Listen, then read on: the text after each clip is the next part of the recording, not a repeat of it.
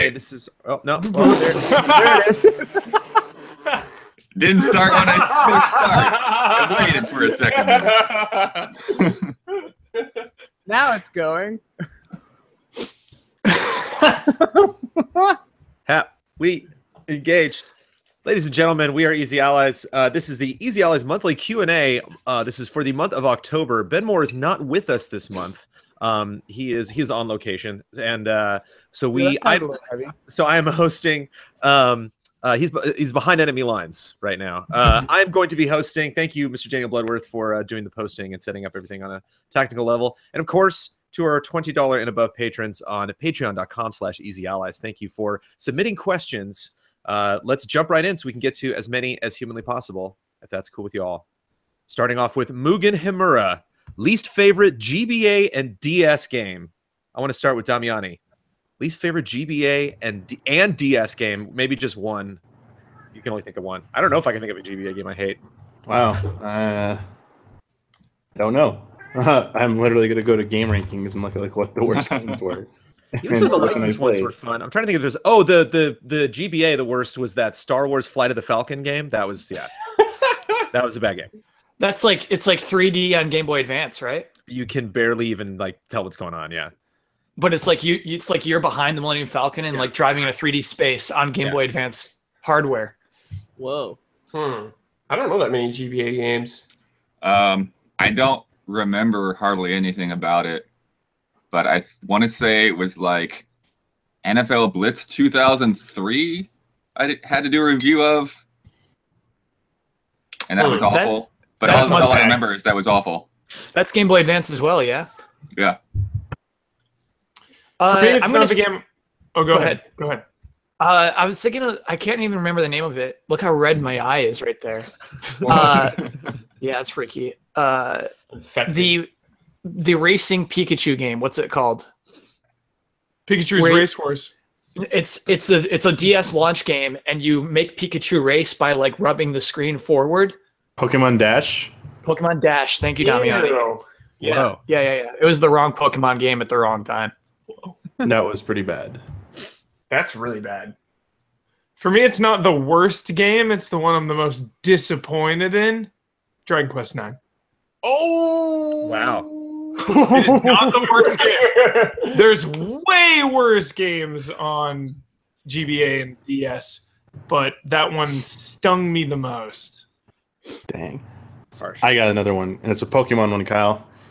Pokemon Mystery Dungeon Explorers of Time. Oh, no. First review at GT as well, though not the first one to go up. It's the first game I had to play for review. Whoa. It was a dungeon-crawling Pokemon game, and it was terrible. Roguelike. Was that the only Damiani, you're gonna get some flack for that one. Roguelike?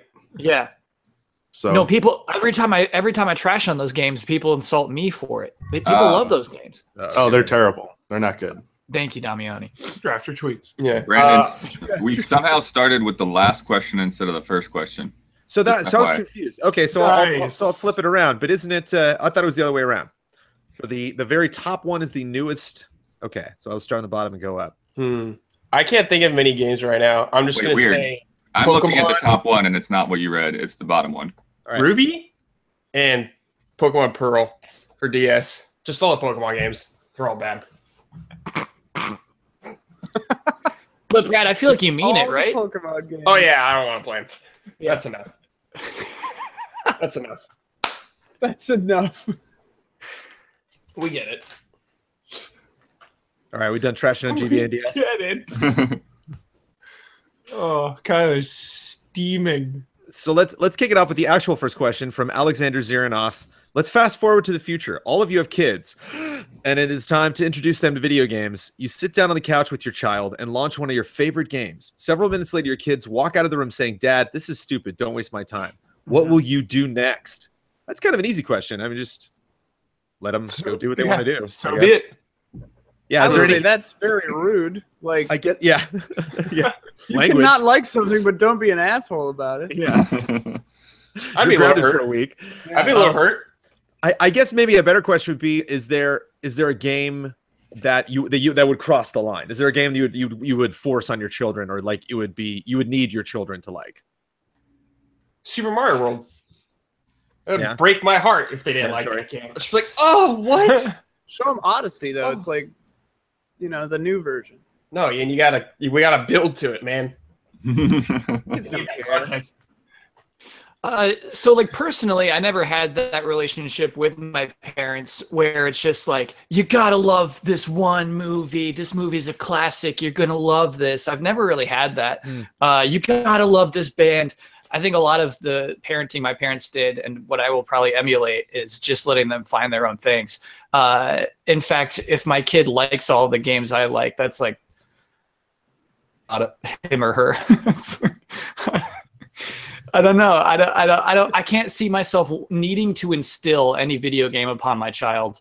I love video games, but I don't see any of them as so important that my child needs to love that game.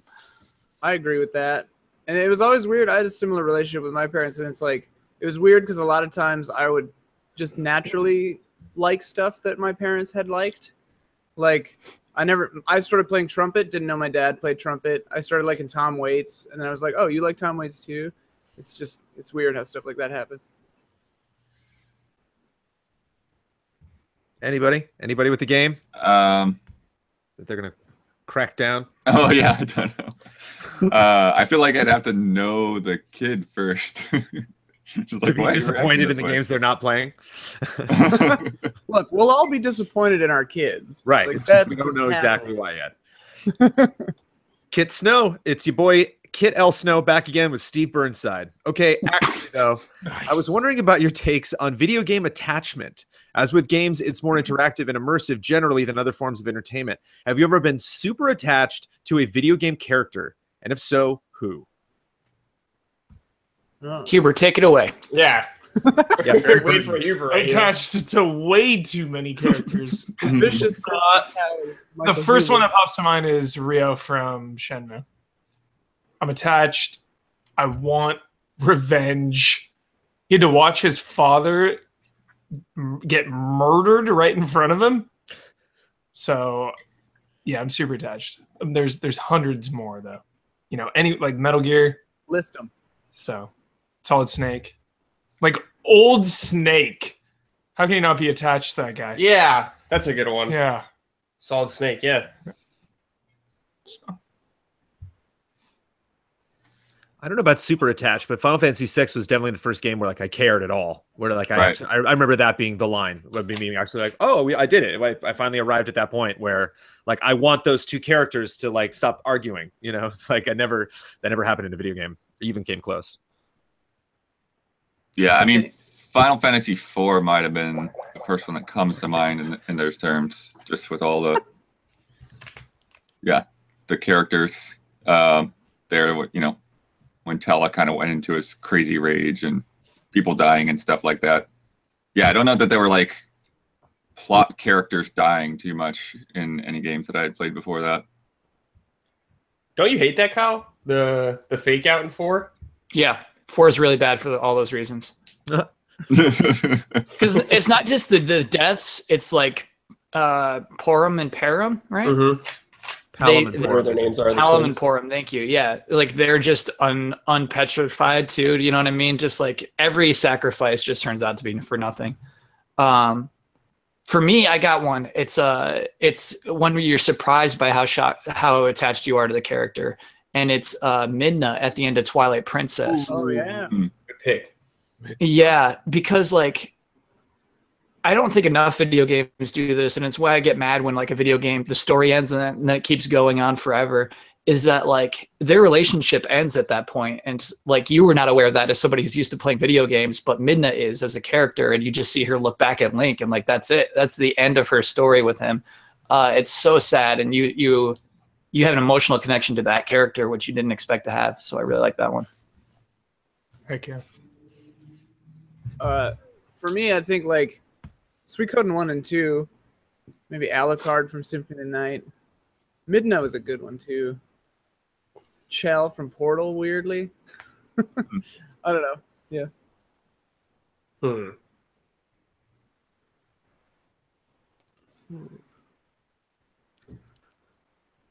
Adam Jensen.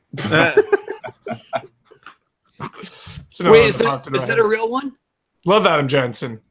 You're attached to him though? I'm attached to Jensen. He doesn't want you attached to him. That's the thing. He puts up walls. I know. Yeah. He punches walls. He's got a drinking problem. Oh, dude. Anyone from Kingdom Hearts, man. Sora, I'm attached. I feel it, dude. Yeah. Donald and Goofy, dude? Yeah, so attached, dude. It's like my best friends in real life. Damiani, Palmaporum. Anybody? You like I don't know. I don't get attached to video game characters like that. I feel like they're cool video game characters in memorable moments, but I don't think I get as emotionally attached to any video game character as I do to ones in television shows and movies. Like, I can't think of any character in a video game who I have a stronger connection to than some of like average connections in movies and TV shows of characters. So it's like, yeah. What about Jack the Ripper? I mean, I don't have like a connection, just cool looking. He's like, it's hilarious, but it's not like I feel the plight of Raiden or anything like that. There it is. Sweet. Robert I. Due to some backroom shady deals, a major corporation has bought the LLC which owns Easy Allies, or whichever company Brandon set up to house the legal aspects of EZA. Now, you must design a mobile game like Star Wars Galaxy of Heroes, or through more shady deals, they will take ownership of Sophie. What turn-based, collectible character, gear-driven, microtransaction-laden game do you either license or create? So we can do like the Smurfs, so we can make up our own thing. Remember, you need lots of characters and other customizations to put into loot boxes and random draws to appease your new corporate overlords in this darkest timeline. Wait, so we're making a Rooster Teeth based game? Is that what you just suggested, Ian? Yeah, we make a game where it's all of Fullscreen's YouTube personalities as collectible characters in a Star Wars Galaxy Yeah, it's like a deathmatch mobile game. Yeah, they all have to kill each other. and you can get like new like streaming gear and outfits and stuff that power them up. Yeah. Streaming gear. Get a VR headset. Yeah, like plus onesie, like Funhouse team comes in, Omar's in there, everybody's in there. Wait, Ian, I need to know if this is like, it's a joke that would hurt their brand and that's why we're doing it. No, we just think we think it would be successful. Right. Because I do think it would be successful. I think it's a legitimately good idea. It would be an amazing mobile. Yeah, it would sell like hotcakes. Okay. They should be doing this.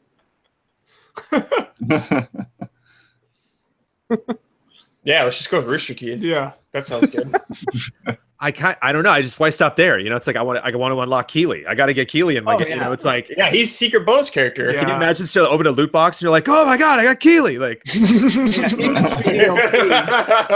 there's like different Keeleys. There's like Game Awards Keeley, 2016 Keeley. Right. The skins. Yeah. there's like the rookie game, like because used to write for instruction booklets. So there's like rookie Keeley writing the like some Star Wars. I mean, there's a couple Star Wars games he did. I think Battlefront 1 was actually written by Keeley or something crazy like that. Jones, I didn't even know this. Yeah. And he like it's like in the book. Yeah, it's in the book too. Like you can see like his like credited like in the back. It's like written by, you know, somebody had to write those, you know. You got to start somewhere. But yeah, get like a mint Adam Sessler. Like, oh, I got Adam Sessler. He's like, I got a shiny Adam Sessler. Like, that'd be great. Are there shiny characters in Galaxies? No, just in Pokemon has the shiny Pokemon. Oh. But yeah. Oh man, they don't pull that stuff in Galaxy. Yeah. Yeah, EA's too good for that. Any other brands on point? I'd love like an X-Men version of one of those, but I know they have a ton of Marvel-based ones that the X-Men are in. Just Pokemon. Jones, I think this is one of those cases we got to run with the first good idea. Yeah. All right. Got it. I think having some kind of play along with the betting specials. People always put in their votes. There could be something cool where it actually tracks and tallies along with us. I think just within EZA we could put up 40 characters so far at least. You know. Like between bets and all the tabletop adventure stuff. Sifo-Dyas, yeah, but all all of our characters are 1 star in the Yeah, in the they're Rooster all Teeth. bad. The 9 of Right, us right. are the worst. Yeah. That was not going to make money, but it would be fun. Yeah. Jackson. It cost us Can we be millions. like Exodia though, where if you get all 9 of us, it's Yeah. the strongest? Then it's a It makes 2-star. Yeah. Then it's 2 stars. Bumps You can do up. that. Well, yeah, it's like it's like in the Marvel X-Men Legends, where if you had certain groups like Blue Team or Gold Team, like they would get a group bonus. So yeah, if you have put the different EZA casts together. There's Dude, a let's play X-Men there's a Legends. 30% chance that if you have all 9 of us, they just like start fighting with each other Right. and nothing gets done. Yeah. Don just vanishes. You're like, I swear I put Don in there. Where'd he go? He's just gone unexplained. You lose him from your account. Ace Jackson 777. I would like to know your general thoughts on the idea of digital crushes, waifus, husbandos, and the like. Is it okay to have an attraction to a fictional character? And what's it about them that just makes us feel that way? Is it wrong in some cases, like Persona 5, where we are in our 20s or 30s choosing to date teens, if that's who you choose? Have you had any, and if so, what was your first or any current ones? I find the subject interesting since my first was Yuna from Final Fantasy X when I was a kid, but my best friend's wasn't until he was 14 and liked Leilana from Dragon Age. Not just that, but even my girlfriend early on in the relationship would get jealous of game characters or anime characters since I seemed so obsessed and at times spent more time with them than her. So we're crossing the line here. We've had some characters that we felt attached to emotionally. Now we're going over. Now we're on the other side of the tracks. I like those characters from the characters that I'm playing perspective. You know what I mean? Like, I am not attached to Chie or something. It's like, oh, she's good for the character I'm playing or something. Like, oh, they're going to be happy together. Mm-hmm. So I'm like celebrating those emotions for them. I don't buy it. I don't buy it. I don't buy it because in Persona your character is nothing. There is no character there. Yeah, there is a weird like blurry connection line. Everyone just likes that character for the sake that he is the player character. Yeah. I mean, yeah, he's just a pointless husk. You're kind of right.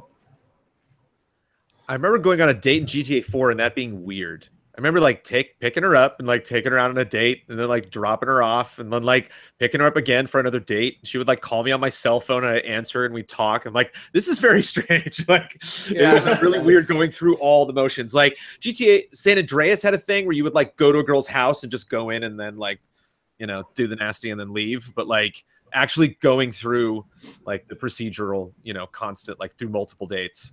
Yeah, no spoilers. That has an interesting ending if you follow the first person they introduce you to.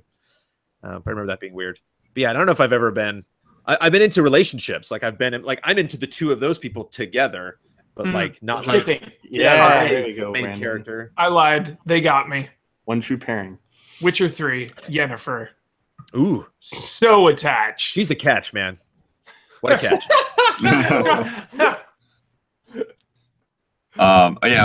For Witcher 3, it was definitely influenced for me from reading some of the books. It just like felt like canon to me. That's like, oh yeah, Yennefer's alive, then of course that makes sense. Uh-oh. She not alive in the books? OTP. Yeah. Hmm? Is she not alive in the books? Well, if you go back to Witcher 1, like yeah, he didn't know a lot of this stuff. Yeah. Any other relationships we gotta air out? Anything we gotta let our audience know before we move on? Eileen the Crow. What crushes we have. A crush. Yeah. Does Ben love Marilyn Solid Snake, or he doesn't like it? I think Ben loves it. Marilyn. I've never heard Ben's opinions on I think does he hate Marilyn Johnny? Yeah, that's the one he doesn't like. Yeah, I sink it. You sink it. So sinking is the opposite of shipping. Oh, and so Okay. if you don't like the relationship, All right. and Marilyn Johnny, I absolutely like. Yeah, I'll get involved with that when I see a relationship I don't like. He's the pee pants boy. Poop Yes. Poop pants. pants. Poop pants. What? He poops. He poops. Johnny He poops. pees pants in the first one. That's Otacon. Otacon? Yeah. Yeah. All right. A lot of weird. A lot of bodily functions going on in that Metal Gear. What's up, Kojima? Everybody poops. Speaking of Metal Gear, Professor Metal Gear, Name one game where you actively paid for and enjoyed using microtransactions. Can't. 0. Next. None? Yeah. Overwatch. None. Yeah, there we go. Overwatch. Overwatch I can't remember constantly buying. pisses me off with transactions. Well, there's been at least times when you've enjoyed it, Ian. Even if it When I like was a able to couple times. directly buy Mercy's witch skin, I was Yeah, like, you're on top of the world. Yeah, that was all right. Hearthstone's probably for me. Oh yeah, Hearthstone. So just Blizzard. Yeah. But does like DLC count as microtransactions? Yeah, it's on the fringe. I would say no, but like in a broader sense, I would include it. Like, well, yeah. There's so Are much. you talking about like a specific character skin or something? Maybe. I meant like a whole new like chunk of a game or something. No, that's not micro. That's a totally different thing. Are we talking like the scummiest of the scum? yeah, Like, dropping cash on a game when you weren't 100% sure what you were going to get for it. Just kind of like, I think I might get something cool. I don't know.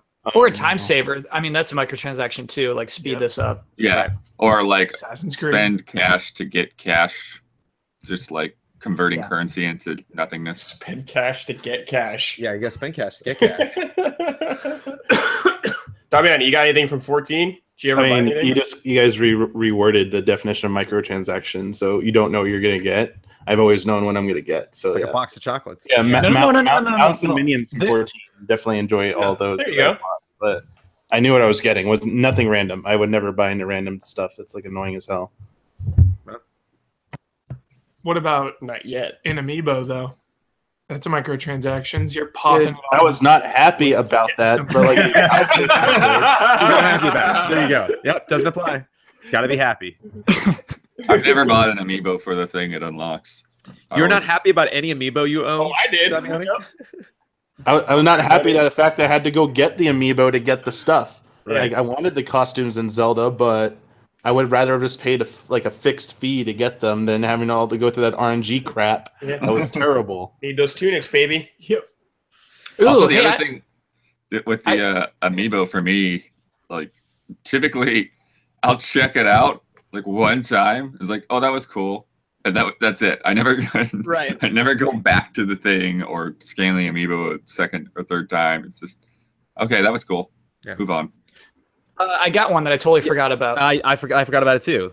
Probably a different one, Jones. Ooh. In Fire Emblem Echoes, Shadows of Valentia, I paid for upgrades to character classes, their final evolutions, basically. And they were like $3 a piece. They were super expensive. Wow. Is it a time saver, Kyle?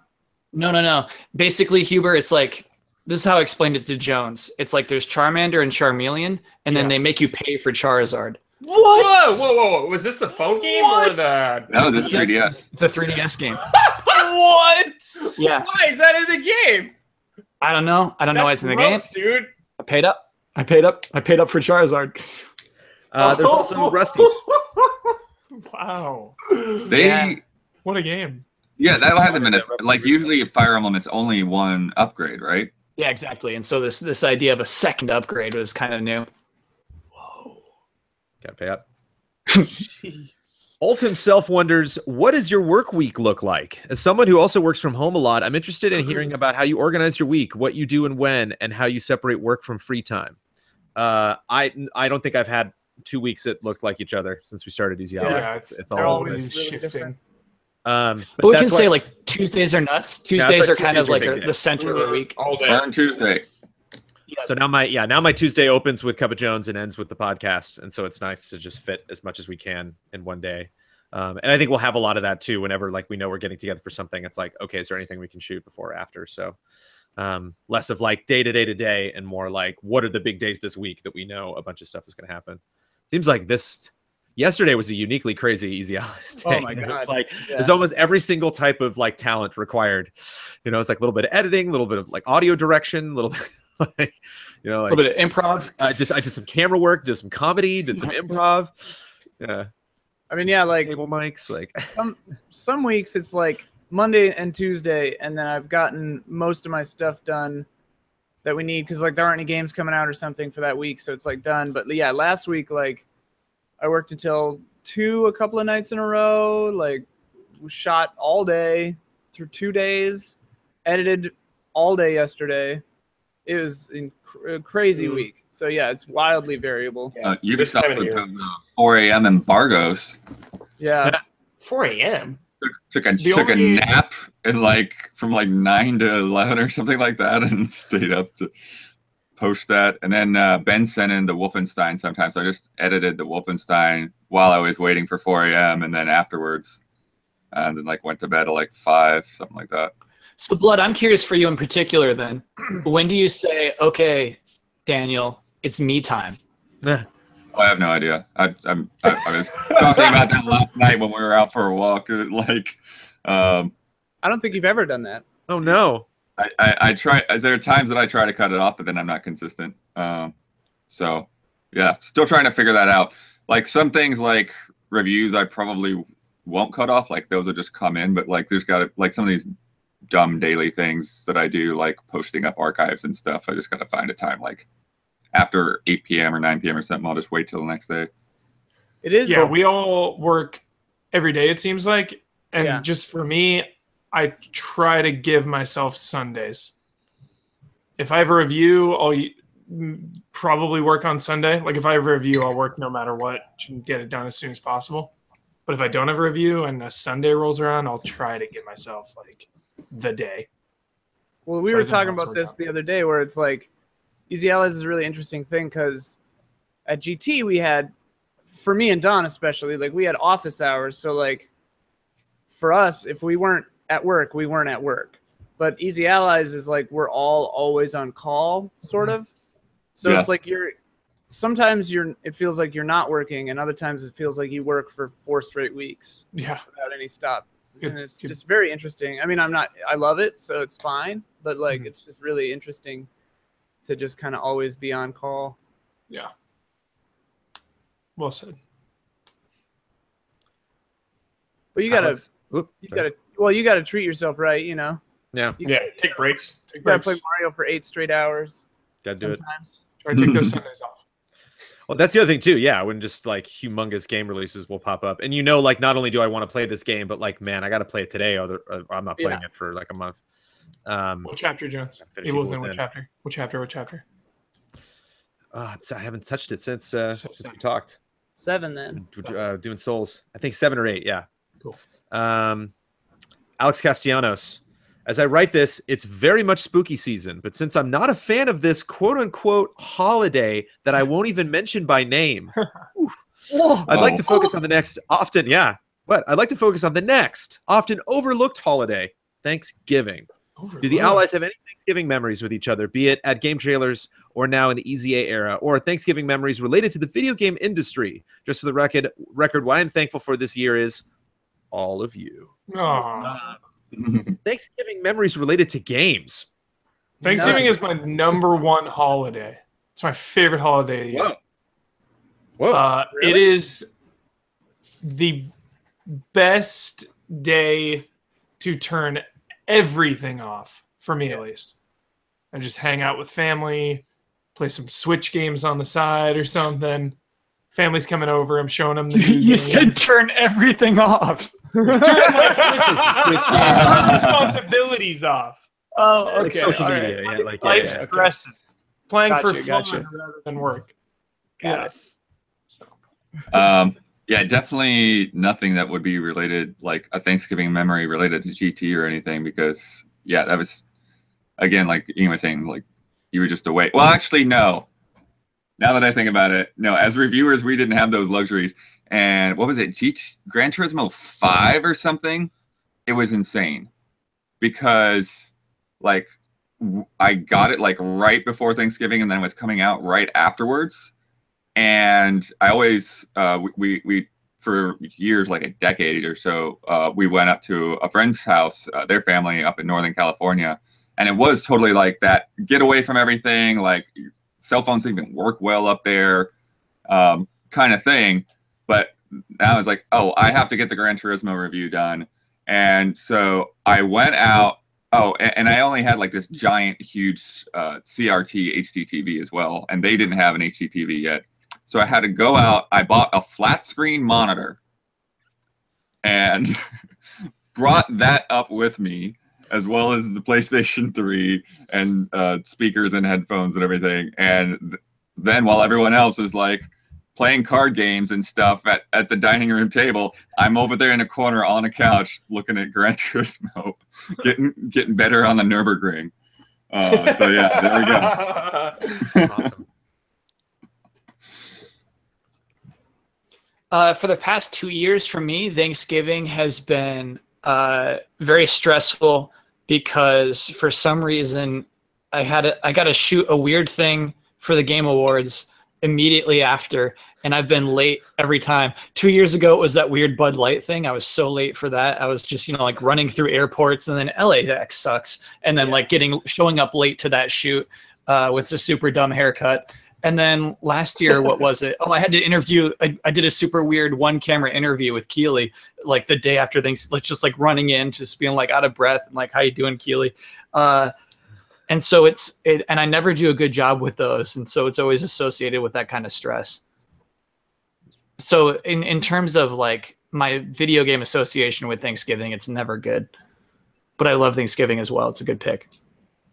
Growing up, we would always host Thanksgiving. So I have like an insane amount of relatives. Like on my dad's, or no, I have 65 first cousins, I think.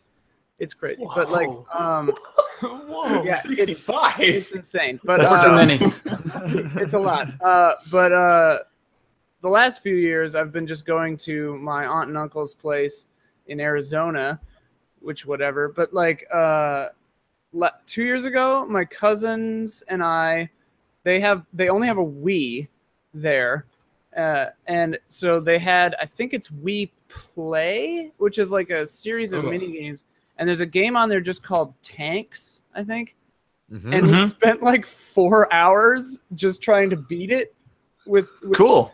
And it was awesome. Yeah. It was great.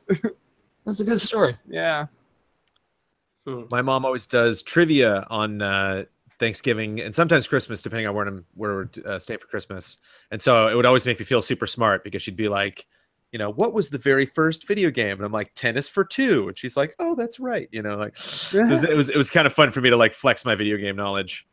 I remember my dad was a big golf fan, and they were like, so if you get 1 under, it's a birdie. If you get 2 under, it's an eagle. If you get 3 under, it's a what? And I'm like, albatross. And my dad like got whiplash. He was like, what? Like, how? Because he knows like I don't watch sports, like any sport, really other than baseball. And I'll watch anything when I'm with somebody, when I'm like by myself. Like that's really the only sport I follow.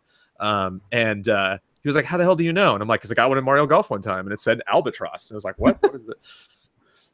Albatross, eh? Thanks for video games. Transformer. Yeah. Albatross. I have lots of memories playing Castlevania on NES at my grandma's house growing up. So we'd always go there. On Thanksgiving. Yeah. Awesome. I think we played games on Thanksgiving too because we're so close to each other. Probably like after the meal. It's Mario Party action. Yeah. Alex doesn't like Halloween, so I like ending on Castlevania. It's like, oh, okay, Castlevania for Thanksgiving. That's great. It's good. Gotcha. Gotcha. Hudson Bilbrey. Can't think of a good one, so I'll throw in my reserve question. What would your Jojo stand and ability be? Those of you familiar can explain to the others, but it's essentially something named after a song or idea and an unrelated power.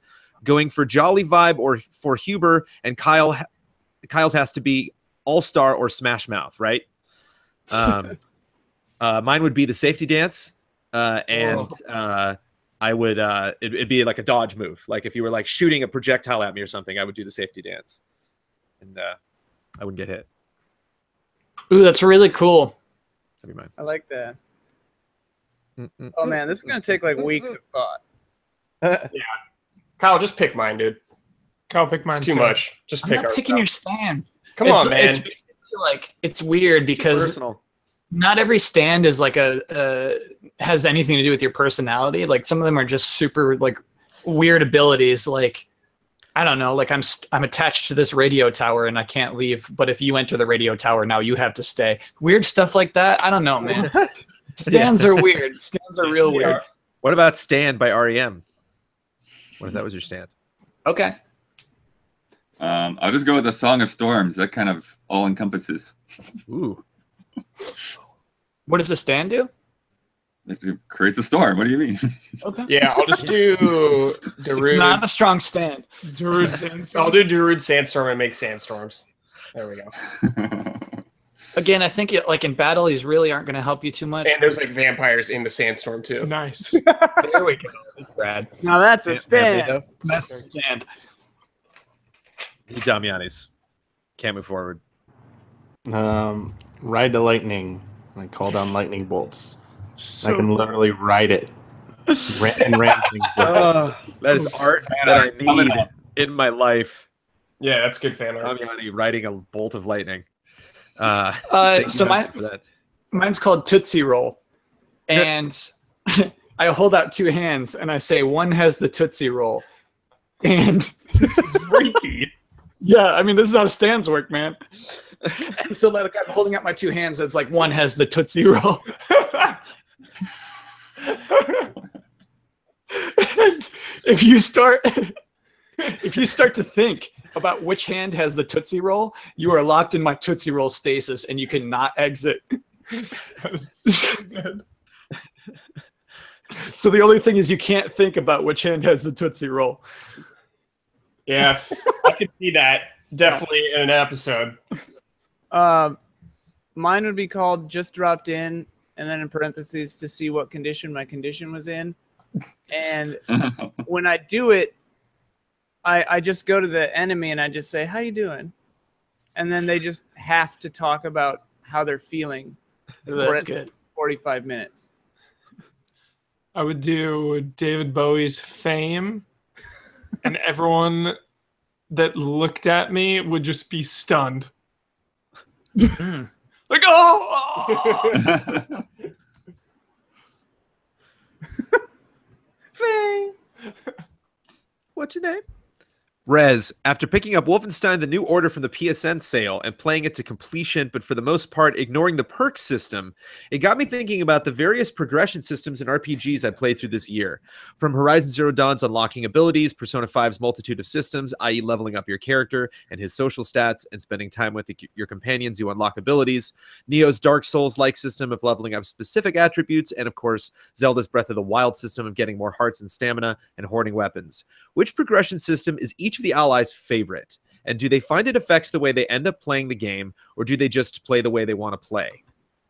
The evil within two. What, the ooze? The ooze and the crafting parts.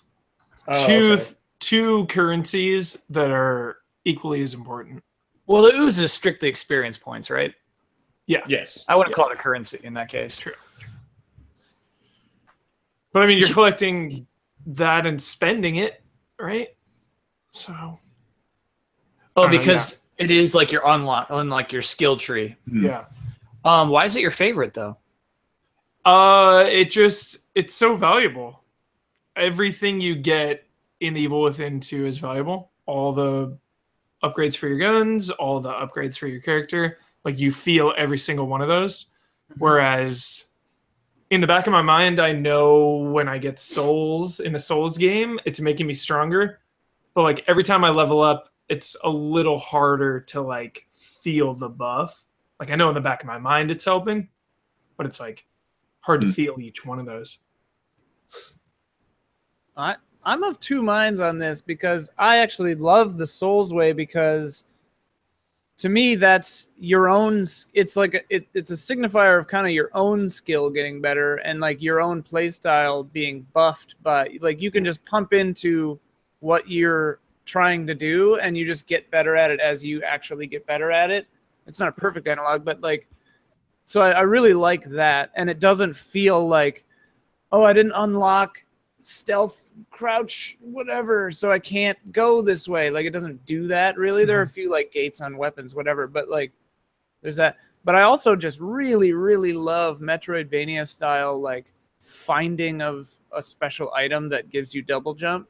Yeah. I guess I like things that are more linked to actual, like, play than stats.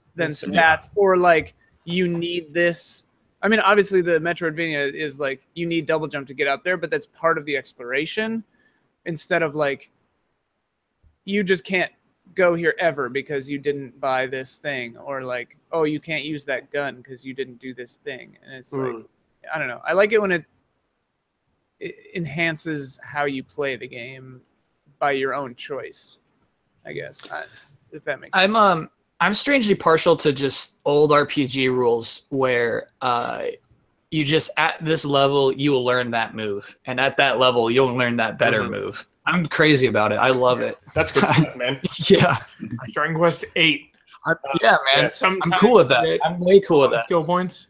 You can pump it into like one of a few categories. I always loved like the license board from Final Fantasy 12, like the act of going through the board and just getting specific skills. And I love unlocking jobs. Yeah. And like Final Fantasy is like my favorite thing to do. Unlocking a bunch of new jobs and getting new moves with those specific jobs. Whew.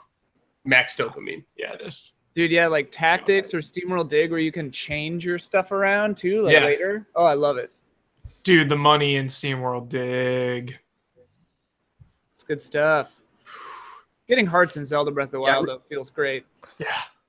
I really got attached to like the fight the class, get the class from Bravely Default. I really like that. That was that's fun. Good stuff. Yeah, it was a great, and it was a great way to. It added a whole new spin on like introducing a character. Like somebody would come in an outfit, and I'd be like, "Oh, you're toast, buddy!" Like I can't wait until the story's like, "Yeah, go kick that person's ass." Like, yes, I can finally like be that class now. But yeah, I'm with Kyle. Like I don't like this part of me, and I always want to try new things in games. But yeah, whenever I'm playing an RPG I'm excited about, and they have some leveling system that's like weird, I'm like, just give me the XP, just give me the, like every time. Like I even get joy from watching Brad playing on the Souls game, working on the retro. Every time someone like falls off a cliff and he's like walking around the path, and I see that little white trail like go up to him, I'm like, get those souls. I love it. I get bummed. It was weird for me playing D&D. The whole idea of like, no, you're not really getting XP for like the thing you just did. You'll get XP for like when you're done with the whole thing. It was like, it kind of. Well, like, I like even the smallest things. Right. You can play where you get XP. I just killed a guy. I want my XP.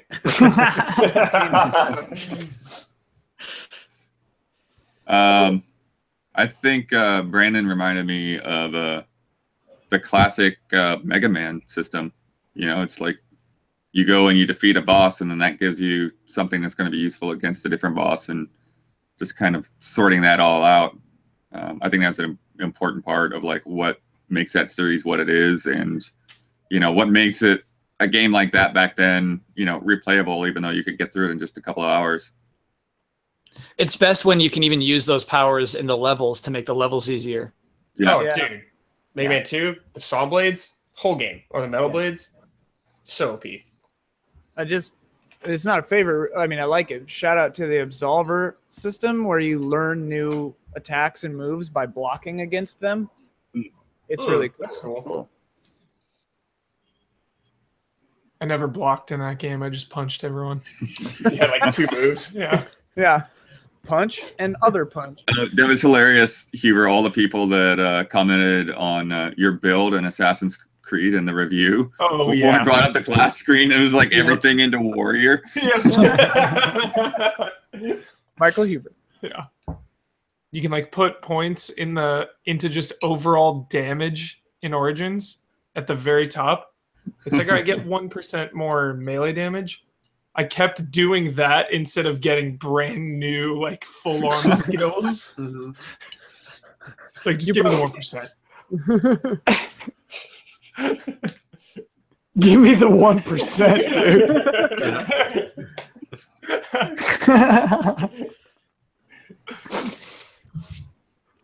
Rebecca Blackmore absolutely adores character creation. If a game has a good one, I'll be in those menus for ages. If multiple races, classes are available, I'll create a game and character for each. One that stands out for me, mainly for nostalgia, was creating countless versions of the starting crew in Icewind Dale. Do you have a favorite that stands out to you, or are they something that don't really interest you all that much? I will do, I just want to throw out, I'm actually just going to drop out of the stream for a second. I'm getting some internet issues and then pop back in. But I will leave on the table the creating Mii's was like a whole thing for like a couple weeks. Like I remember everybody that got a Wii and getting friends with everybody and seeing like a person. That's how I saw Kyle. Like I remember friending Kyle in the 3DS and being like, "Who's this depressed guy?" And then like actually like holding up my 3DS because he was all sad. He was just like, meh. And I was like, "Who is that?" I'm like, I know I've seen that guy around the office. And I like had my 3DS and I went by the cubicles. I was like looking around, and I'm like, "There he is." I know I've told this story before. But how long did you work on your? Like, how long did you work on a Mii? No. I found you. Like, you friended me on your 3DS, on and your I saw Mii. you come up. Like the question is like, Oh, which character? Like the character creator itself. Like, do you actually like the Mii system? Yeah. It was the first time I remember like my, Amanda and my brother and my parents and like everyone I knew wanted to make a version of themselves. So it's like, I have other systems that were fun, but like, I just remember that. I think the BioWare games were like some of my faves of like creating characters. I just remember that being, and MMOs obviously like Warcraft and oh my God, Final Fantasy Warcraft. Oh, so good. Wait, I know Jones is count? yeah, absolutely. But hold on, isn't it bad in Warcraft? The character creator? It was still a lot of fun though. It's very basic. Yeah, it was basic, but I had a lot of fun doing it. Yeah. Oh, okay. Cool. I love character creators. I've gotten games based on the quality of their character creator, or not gotten games based on the quality of their character creator before. It's a big deal to me because I prefer create a character to, like, I don't care about your protagonist video game makers. I just never will. And like like I've gotten games just to create a character. I've downloaded when games release like the character creator beforehand, like, oh man, like the Saints Row 3 or whatever, like I don't care at all about those games, but creating a character was a lot of fun. That Black Desert MMO, I created a character and then never played the game at all. Yeah, I've done that a lot. Oh, I love it. I'm kind of the opposite. I unmatched for Mass Effect in particular. It's funny because I think the first Mass Effect, like I went through a lot of trouble to create a character, and then I think within 2 hours I regretted it, and I just never really got attached to my character, and I really hated it. And so then for 2 and 3, I just went with default Shepherd because I just thought he looked way better than anything I could possibly do in that creator. And then similarly with Andromeda, like I thought that character creator was really lacking. But if the funny thing is once I came around and made that character, I actually did end up getting attached to her and then finding it weird whenever I'd see somebody else's character. I'm like, what? Who's that? They look weird. It feels like an invasion almost. Seeing a different Shepherd or whatever.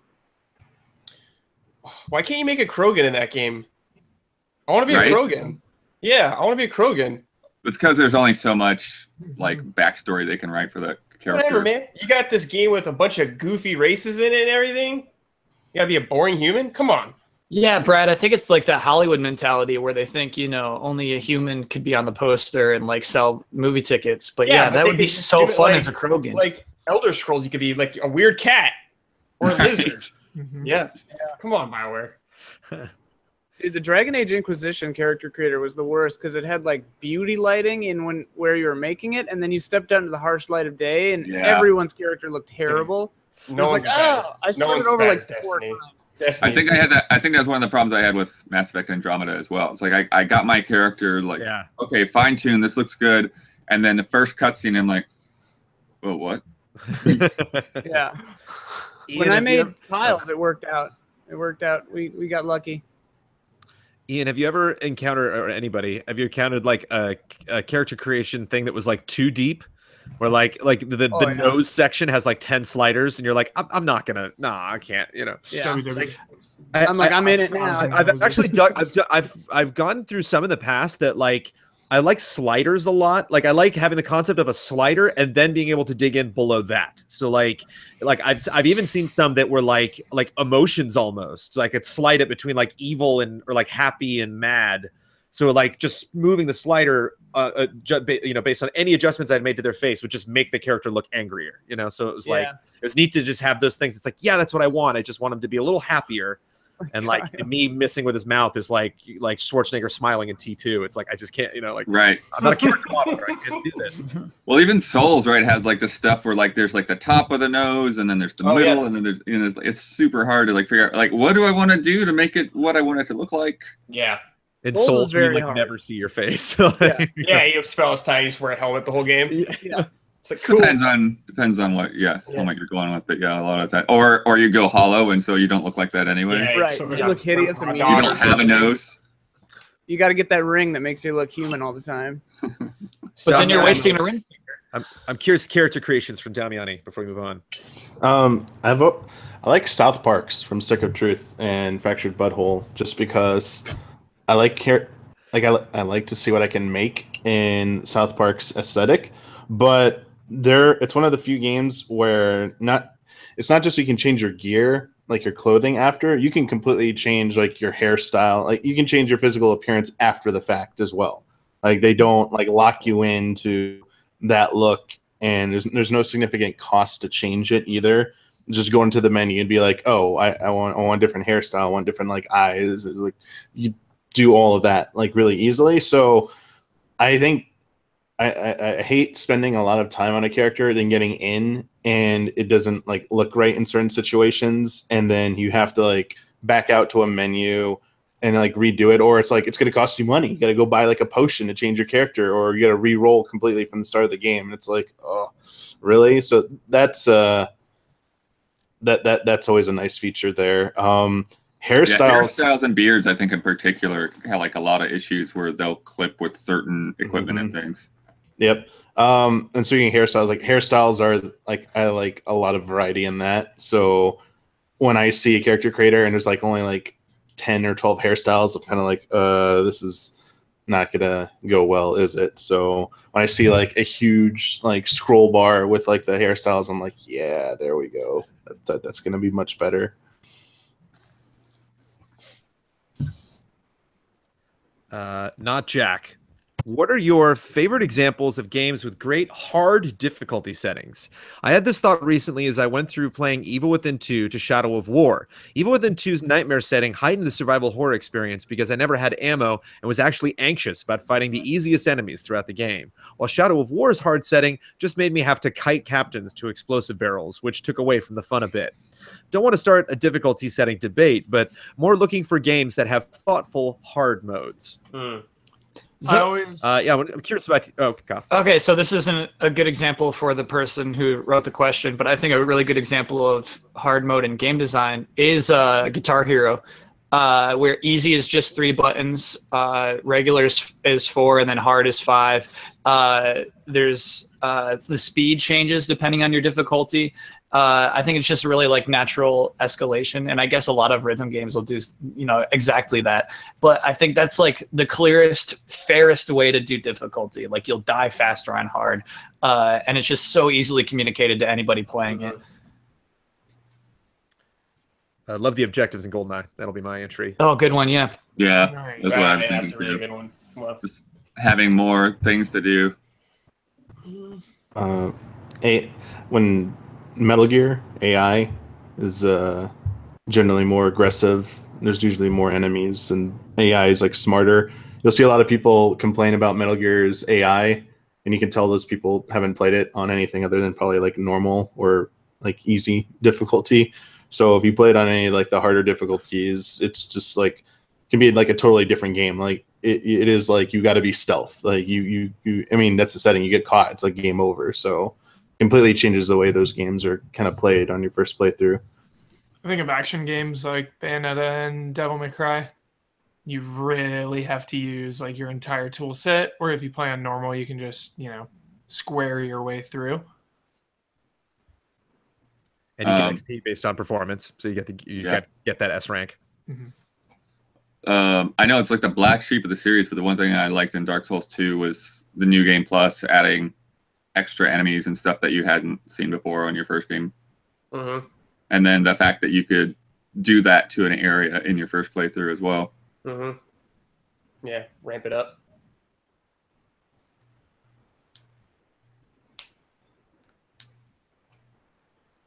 Ian, you like difficult things. I mean, I like games that I don't know. Diablo. I like 3. games that are just what they are, and then Diablo 3 is a good example though, because it gets more and more interesting when like you're trying to get up to the level where you can like solo Torment 9 or whatever, and then you're there and you're like, yeah, and now you're like, okay, only 7 more Torment levels to go. But I don't know. I get a little anxiety about it because I'm like, I just want to play the quote unquote not real game, but like, creator's intent, as as Hubert would say. Like, that's why I like the Souls ones, because it's like, okay, this is just how it is. So either I rise to this challenge, or I don't.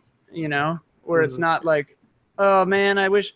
Like, I didn't like Dead Space because I played it on normal, I think, and I had too many bullets, and I just wasn't scared. And I really think, like, I talked with Hubert at the time, I think, and I was just like, this game isn't scary and it's not survival horror. And he's like, well, what difficulty you're on? I'm like, normal, creator's intent. And he's like, hard, I think. And I'm just like, all right, well, I'm not replaying it. Too, Bethesda, like, has this whole big blog post, like, trying to pick the difficulty for you. They're like, all right, if you're this kind of player and you've played these games, like, pick this one. Or right. So, but then I've gotten it is overwhelming. Where I played Persona 4 on normal, and like I don't have the time to grind it out to like be able to do the later dungeons, so I'm just never gonna finish that game. I should have just played it on content tourist mode, Yeah. I don't know. Cuphead has interesting difficulty because if you put it on easier, you just miss out on whole phases and boss fights. So it's not necessarily just more damage the boss does or you take. Just stuff like that. I don't know if I necessarily like it a lot. I just thought it was interesting. Yeah. Well, Knack 2 did something like that too, right? Where it gates off certain areas if you're on easy. You can take some like shortcuts. You actually have you actually have areas gated off on hard. But I guess it works around the same way. Yeah. Yeah, Brad, I like that too. Specifically boss battles, like mechanics missing, like any MMO raid. Difficulty like increase where it has like the boss has more mechanics and stuff you hadn't seen on the easier difficulties. Like I love that type of stuff, seeing like how insane it can get. Yeah. Supernova Smith, what's the best trip you've taken, site you've seen? I'm gonna kick it off with the island of Moorea off the coast of Tahiti, overwater bungalows. Best thing ever. Cool. I've seen attack ships on fire off the shoulder of Orion. No, I don't know. Prague is really awesome. I really liked the city of Prague. Just like the streets and buildings are all very interesting. We excavated a plantation on a remote island in the Bahamas, and that was like life-changing. It was really amazing because we were like some of the only people on the island. It was really cool. The Earth is amazing. Pretty much anywhere you go has got something awesome to look at. When I was in China, I saw a jade Buddha statue, and it was mesmerizing. How big is it? It's not huge. It's like in a room. It's like man size, like a humanoid size. Man size. But it was the energy in the room was really, really intense. It was cool. Sorry, Omar just had a triumphant, joy-filled laugh while playing Mario in the other room. And I was like, yeah, that's Mario. Hubert, you're like a jade statue. You bring good energy into the room. Oh, thanks, Jones. Saw a lot of cool things in China. China has so much history and it's so ancient that you just like walk down a back street and just like thrown off in the corner is like, here's a 3,000-year-old water basin. And it's like, what? So just run of the mill over there. Yeah. Awesome. I like to do trips, but like my favorite trips of all time are just going home and watching TV with my family. That's my favorite thing to do in the world. And so when I think of like the trips that I look forward to the most, it's just like the chill out trips where like, Yeah, we could like even like I don't have to go home, but like if we're just chilling out and watching TV, I'm most complacent. Yeah, like what about your last trip? Yeah, who cares? Okay, so I guess it wasn't that good. That's a good point, though. Like hometown park, the park in my hometown is amazing. Playing board games with your family for 12 hours, nothing beats that. Yeah, I think New York City was my favorite that I've been to. It's a different world, man, from what I was used to. It was awesome. Best city in the world. Well, I don't know about that, but like seeing the Statue of Liberty and everything was super rad. How was the pizza? Damiani? Going to the Ghibli Museum in Japan. Woohoo! Yeah. I expect nothing less. Yeah, that's awesome. Yeah, Tokyo rules. Yeah, it's hard for me to like. What's the favorite? I've definitely enjoyed the trips to Germany and Tokyo a lot, especially like some of those early years when like GT just took a whole crew of like 8 or 10 people or something, you know. It's like we're just walking all over the place and checking things out. How did they afford that? I mean, it was Viacom. It was, Viacom bucks. Yeah. yeah, I mean, the first couple of years, like GT basically had like a blank check to do what we wanted to do. Oh. Wow. Yeah, they sent like 4 or 5 of us to Germany and then Tokyo. I remember there was a time where, we went to Germany and then Tokyo like a few weeks later. And I was just like, well, this is crazy. Mm-hmm. Yeah, and the because thing was at the same time, like we were blowing up, like we weren't losing money in that period at all. sure. And like quantity was kind of the game then too. You had to just cover everything and get a video out. Like I was constantly editing at Gamescom, just spitting videos out. Yeah. Blurry, shaky cam, doesn't matter. Everyone wants to watch that game. Yeah. Because the publishers weren't doing it themselves yet, really. And YouTube wasn't really a thing either. Yeah. That is not the best trip I've taken aside. I've seen the work I've done on work trips. Tim Strothman, I have no earnest question or time-consuming game this month, just a small activity to enhance the mood. Please play in order of your pictures at the bottom of Hangouts, which are different for all of us, right? Yeah. Yes. We all have a different order, so I'm just going to go with mine. Each of you has to answer the following question. If you are able to force the person to your right to play one game that they have not played before in order to broaden their perspective on games, which one would you pick? And I'll start with myself because I see myself on the far right. To my right is Mr. Brad Ellis, and I want Brad Ellis to play that Kinect Disneyland game when it comes out on October 31st. Dude, I would totally play that with you, Jones. But you didn't play it, right? No. Dude, let's play it. Let's stream it. No, I didn't think you would be adverse to that. That's a good stream. That's a good so stream. to your right is Mr. Mike Huber. So, Brad, what game is Huber playing? What game should Mike Huber play? Oh, man. I want to troll you and make you play something you'd hate. Well, it's if. I'm going to do the right thing. I'm going to do the right thing, man. You need to play Final Fantasy 6, man.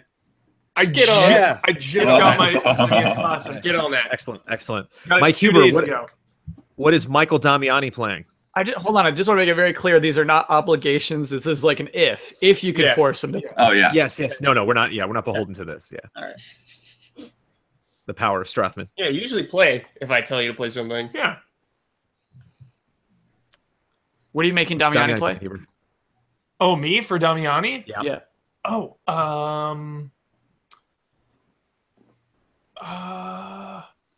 Shenmue? Damiani, did you play DMC the reboot? Oh yeah.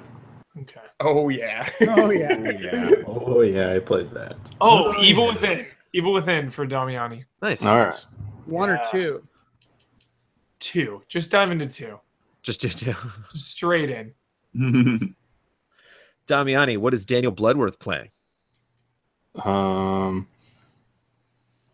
First I'll say, like, I know, like Kyle said, this is not real, but like I would never force anyone to play any game against their will. So, but man, something to make Blood play it. Giving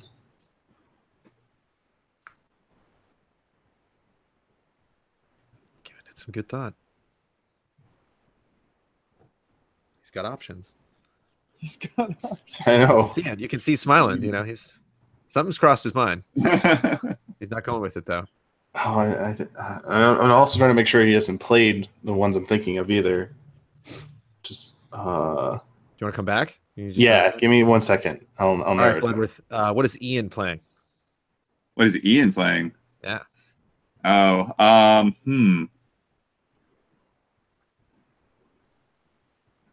Let's get Ian on that Earthbound train.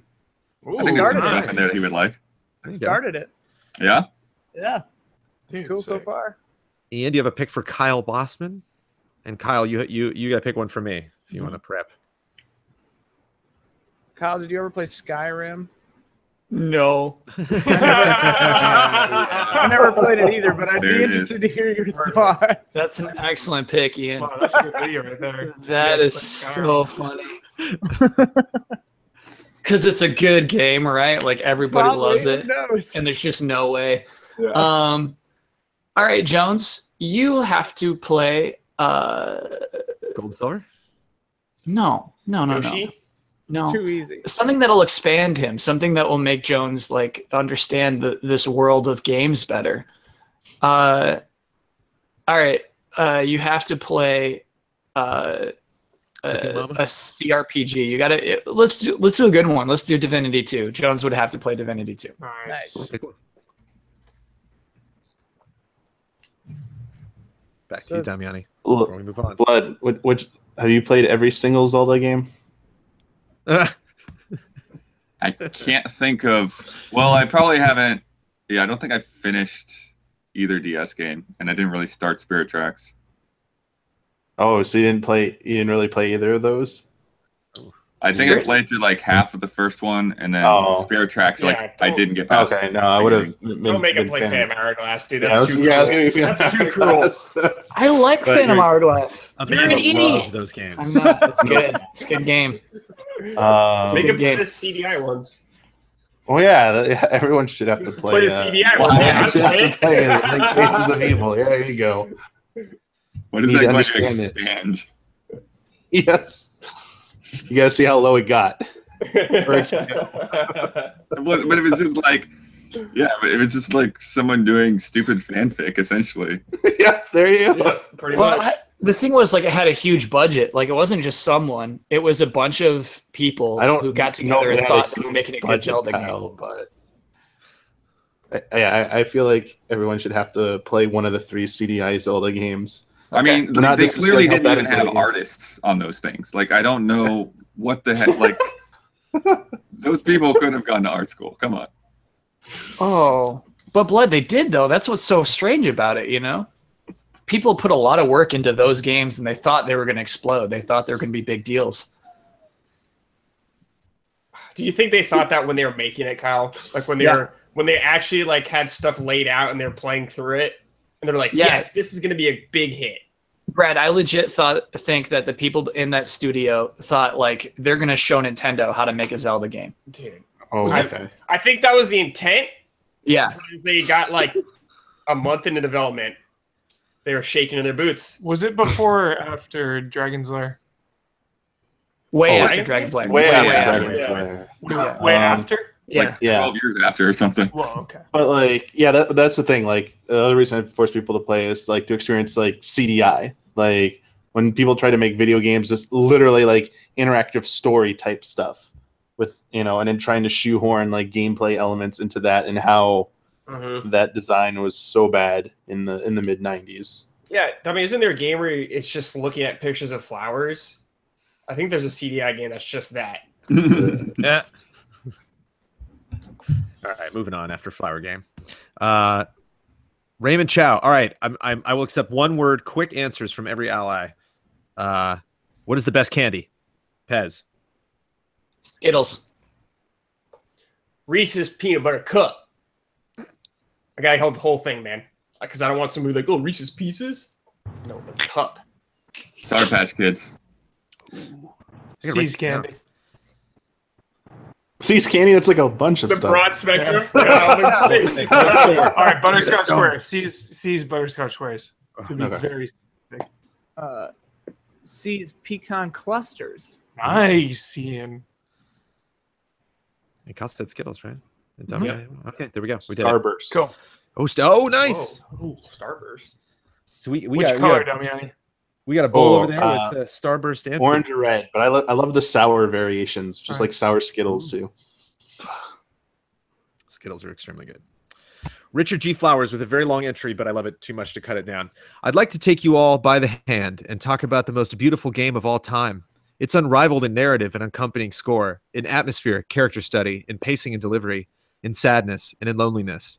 It is the apex example of every single graphical element having a deep-rooted meaning, be it enemy design, weapon design, dialogue, graffiti, or pickup items.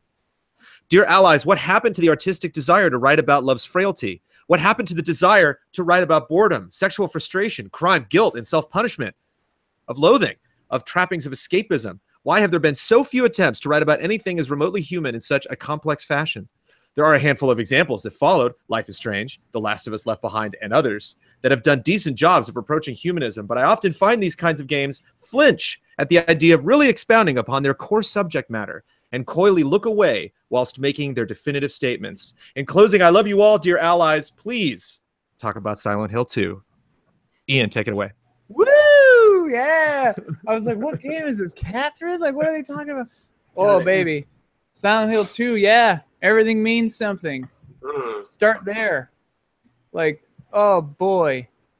And, like... Didn't finish it, and I have regrets. Oh, you got to finish it, Jones. Let's play it. Yeah, I know. Like, everything stems from the pathos of the main character, guilt, fear, desire, and the enemy design, the story, the kind of like the way the game messes with you. It all stems from that. It's motivated. That is a beautiful game. And it's scary. Like, scarier because of that. Yeah. Oh. They make One of the that's scariest games ever made. Yeah, sure. man. It's harder And, to like- scare these days, I feel like. Yeah. And it was like doing stuff differently. It was kind of like making its own. Like, yeah, there was Silent Hill 1, so it was following in its own footsteps, but like it was definitely making cool, new, bold choices that I really appreciated. Oh man. And it's And it a was shame pretty. because later Silent Hills and stuff, like the Western ones too, they're like, oh, well, we got to put Pyramid Head and sexy nurses in there. And it's like, those are there for very specific reasons Yeah. because of the story of 2. Like, Silent Hill isn't a sexy nurse bonanza, you know? Like, those are there because of that character's lust and guilt. Yeah, whatever. Silent Hill 2. Anybody else? Silent Hill 1 through 4. Music?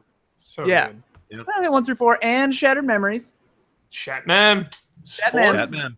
Love Fourth Shatman. room. 4's the room, yeah. For the next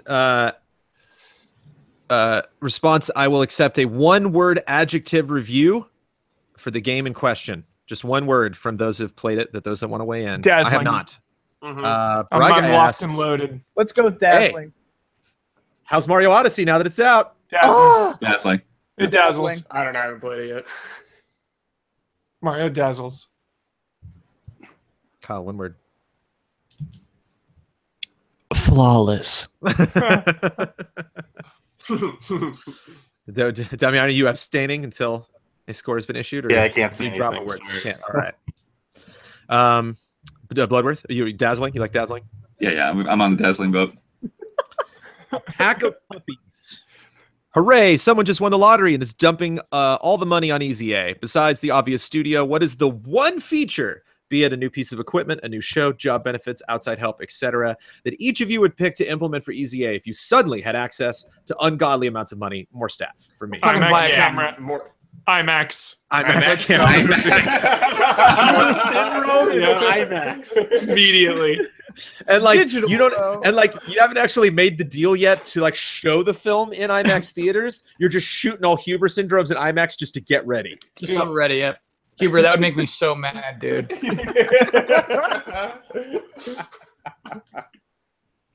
I love it. I mean, yeah, better camera, better lights, maybe a TriCaster, some more people. Just one thing, Ian. What? Just one.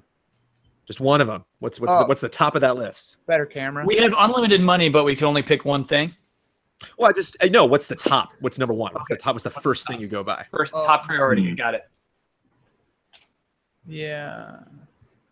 They said besides a studio, so maybe that includes lights and cameras. Do that easy update with IMAX cameras, Ian. Let's But go. we gotta have a digital camera. We can't cut 70mm film. We'll get an editor. Got to process all. Yeah, I mean, I guess that would make IMAX. sense. We'll Like, get like we should only pick one thing. editor Yeah. to edit all of our stuff. IMAX camera and subsequent expenses. That would take care of all the money. I would also like to hire small versions of all of us. So like 8-year-old versions of all of us, and then do like a whole video series on like Easy Allies babies, you know, like the young adventures. This is insane, Jones. That one is very crazy, Jones. That's a weird one. That is a weird one. There's so many steps before the But we're series. all in relation. We're all in like same age relation with age. So like I'm a little older. Like I'm like just I'm like just starting to go through puberty and like Oh my god. Oh wow, that would be so weird. Easy Allies babies. So Jones, I mean, staff is like a very realistic answer, but I mean, like, what is the particular person you want the most? And like An for editor. me, Oh, sorry. I thought you were asking me.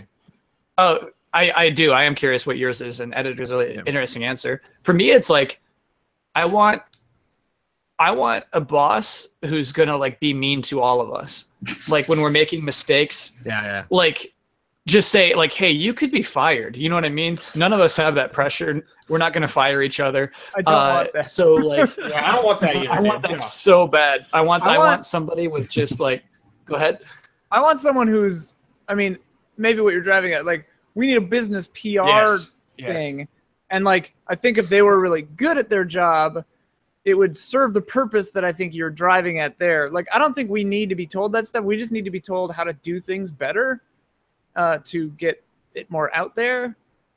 Like a threat of firing that just pisses me off. Like it wouldn't motivate me. It would unmotivate me.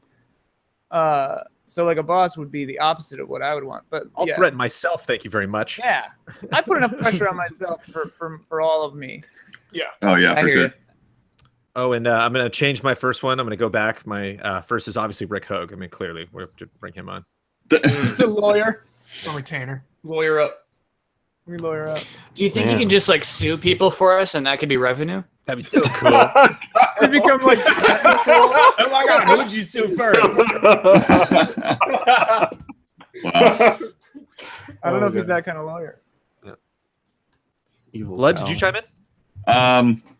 I've been thinking about it. I mean, obviously, some staff positions would be interesting, and yeah, somebody that could market us despite whatever we are. You know, like I think would be very beneficial.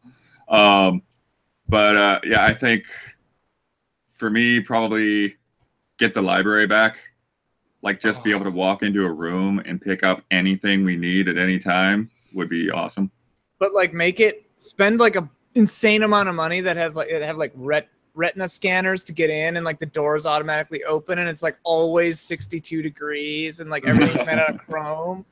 Yeah, like Cerebro. This question already says like we have a studio because Yep. two things I do, one serious, one funsies thing. Air conditioning system for Jones's garage. Yeah. Yes. But we have a studio. If we have a studio, that would not be a problem. I'll take it. So well, we can do that. This is a joke, so this is for fun. I would like to have a franchise of Raising Cane's right next to Jones, like on Lincoln Boulevard. That's not a joke. So we could have, like we got all the money in the world. It's like, yo, Raising Cane's won't come up here. Fine. Hey, yo, Mr. Kane, what's up? How much is it gonna cost? I'm opening up Easy Allies barbecue sauce next door. Let's make it happen. We just don't carry the cane sauce at the one we franchise. Yeah, Heber opens his own with barbecue sauce, and then the other one's a normal one. Otherwise identical in every way. feels like a good time to plug patreon.com/easyallies. If you would like to go and make a difference. Make these dreams happen. happen. That's what I think, John. Should we have been more serious about our answers? Because like as an actual like, okay. We I said think some of us, right? I mean, like we for real a camera. It doesn't have to be. Yeah, IMAX, I think this was 50-50. Yeah. Like, yeah. Okay. All Better right. camera, more lights. Best of both worlds. Liz Castro, many of my colleagues and friends look at me blank-faced when I start to talk about the video games I play or gaming news I'm excited about. I know I'm a weirdo in my social circle, but my spouse and I are both big EZA fans. Thank you, Liz. So at least I can be comfortable and genuinely weird at home. How do you all deal with forming relationships or keeping relationships when, at least it seems, so much of what you do revolves around gaming? Is it ever an issue with family or significant others when it comes to dating?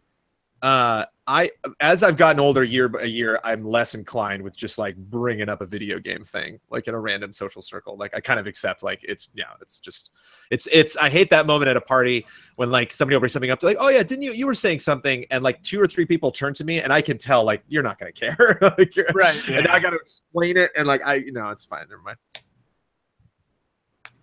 There's so many like shows to talk about. It's all I need to talk about with people or like with strangers. Chances are said stranger will have seen one of the 94 TV shows I watch. So TV's a good safe bet. Yeah. People watch TV. People watch TV more than they play video games. Yeah. The only people I frequently have to engage in small talk with are game developers, like at Glitch City or whatever. Like that's the only time I ever do small talk. Otherwise, I'm just working or hanging out with people I'm really good friends with. So like that's never really a concern. But like when it comes to maintaining a relationship, I find that just people who are good communicators and emotionally intelligent and open to understanding other people and not thinking that your interests are somehow an affront to your interest in them, like thinking that, oh, you're spending time doing this game, that means you don't love me because you're not paying attention to me. Like, I don't have time for that. Like, that's not something I need in my life. And so like, just don't. A man who knows what he wants. It's good. I don't know. I don't think I've ever really had a problem talking about video games with people or anything like that. Not us. The only thing for me is sometimes it'll be weird when, like I'll talk to someone and I'll introduce myself and they ask what I do and I explain it. Actually, that's the hardest thing to do is explain what we do. I say weird internet stuff. Me too. Me too. But the thing is when people like sort of like halfway apologize for not being into games, I'm like, that's fine. I don't expect you to be into games. Yeah. Probably the safe choice. But there is always like that slam dunk. I remember, Amanda does lots of improv, and I remember like being at a bar one time with a lot of like actors that she knew, and one guy came up. I think it was right after the Switch came out, and he was like, "Did you get a Switch?" And I was like, "Yes." So it's just like, "You come with me." Like went to the side of the bar, and, got him a beer, and we talked for a while. That's like, speaking of trying to explain what we do, I always start it with, "Do you know what Patreon is?" And anytime they say yes, I'm like, awesome. This got way easier to explain. I mean, writer-producer is always a safe bet here. Yeah. I say gaming journalist. You say the word journalist, and you can at least kind of get in the ballpark. Okay. Yeah. Oh, okay. Because I remember the game trailers, there were some people that like I could not get them away from when we created video game trailers. Oh, yeah. Like, so you made video game trailers? I'm like, no. And they're like, so what kind of video game trailers do you make? I'm like, I said we don't do that. How long have you been making video game trailers? I had many aunts and uncles that were like that as well. Tim O'Keefe, and this is another. It's just like the candy. I'm on a simple response. You're a getaway driver with tinnitus, which you block out by listening to music. What is the song you play in a getaway chase?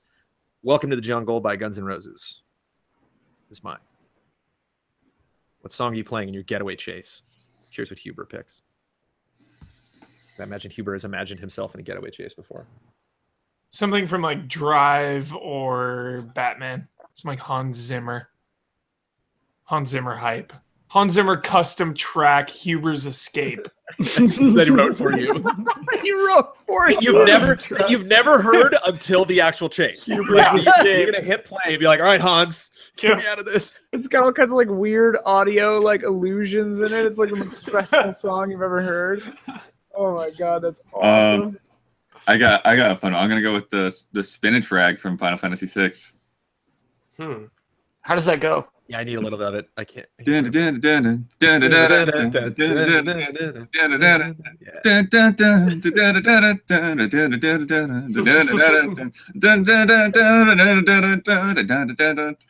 Like that. That sounds like a rag. Thank you. That was really good. I'm doing Tootsie Roll. Bring it back. Man. Do you like Tootsie Rolls, Kyle? No. The candy? No. Tootsie Rolls are a weird candy. It's a weird Anything candy. he like brings I like the up flavored a lot, ones. he does Chocolate not like. flavor, but not chocolate chewy thing. I like the orange ones. Yeah, I like the fruit ones. Yeah. Oh, if we get into the fruit ones, that's a whole other game we're talking. I'm gonna take Flight of the Bumblebee or something. Nice. Oh, Brian. Who's the artist? What is it called? Sleuth It. Sleuthing It. Again, that's why Return Fire PS1 they play Flight of the Bumblebee when you're escaping. When Yeah. you're, like about to score. They do. Gotta get that game.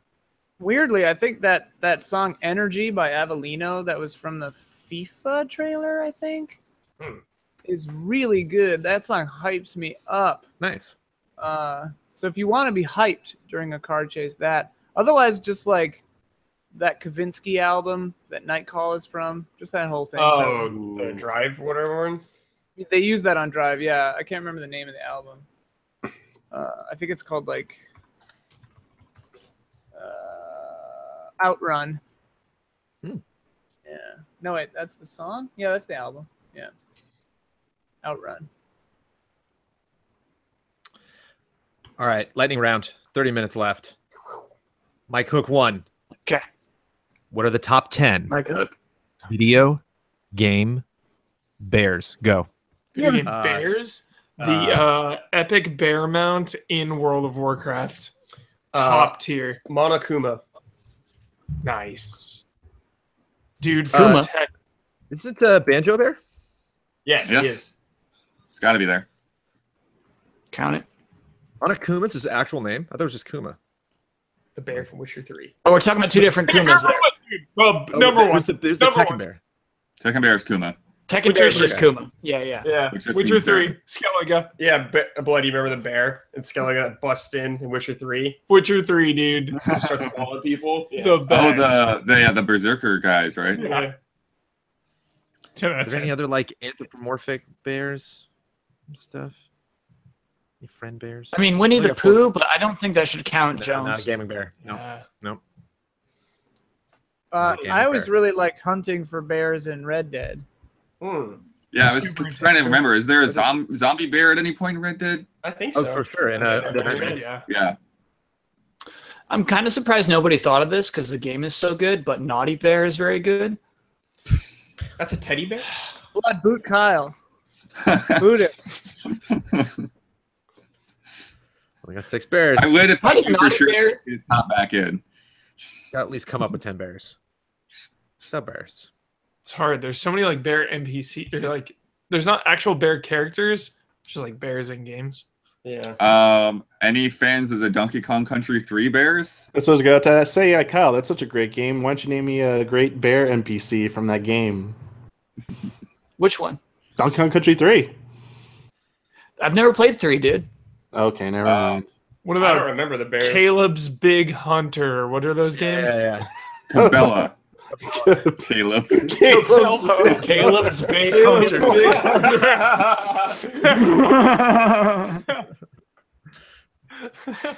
Going hunting, Caleb? All right, Jones. I'll be back later, Mom. We're gonna fill the rest of the top 10 with a bunch of bears from Caleb's Big Hunter. Yeah, there's like Cabela's. 40 bears. Black You bear, were polar bear. the bear guy. There's got to be more bears, right? What are we missing?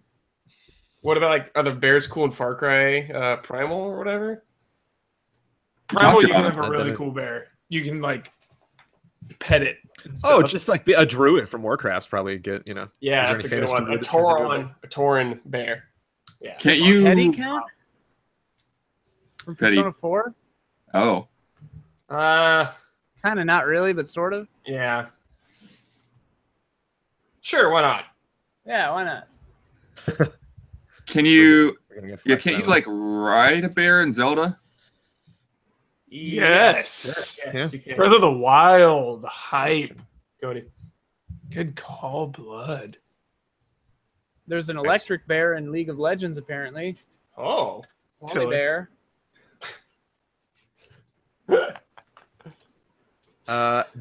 Quinge Gary, do you have any spooky or fun Halloween stories?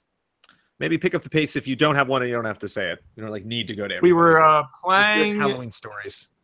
hide and go seek tag at our friend Corey's house. It was his birthday. Mm. And it was pitch black. And one person was like trying to go around the pitch black house tagging people.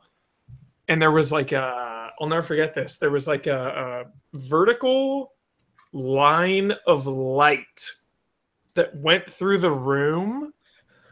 And then the cable box on the TV just like crashed down and nobody was near it. Nobody was around. Freaky. I don't remember that. Yeah. Whoa. It's only like spooky story. Then what happened? What happened? And that was Then like I near said, Halloween. everyone stop and turn the damn lights on. Some sketch stuff just went down. Did you keep playing that night, or was that like it? Was that pretty much it for No, the we night? played more. We're like, oh, Oh, I'm okay. sure it was like some air or something. Some air. Some air. Classic air. Air. One time I was at a house party and somebody showed up in like a crazy costume where you couldn't tell who they were. And it was like an hour before we figured out who it was. And like some people were getting like really, I mean, it's kind of like, it could have been like actually really scary, but like we figured out who it was and then we were like, okay, you know, it's cool. But it was like a weird little moment where we were like, we actually don't know who this is. And it's What was the kinda weird. costume?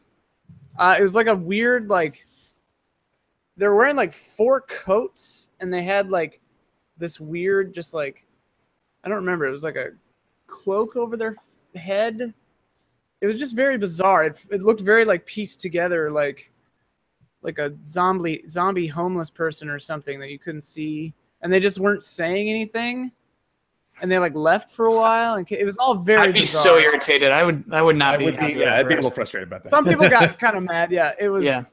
In hindsight, who it was played in a lot of it because it was like, oh yeah, that is something they would do. Okay, but yeah, it could have been weird, like not cool.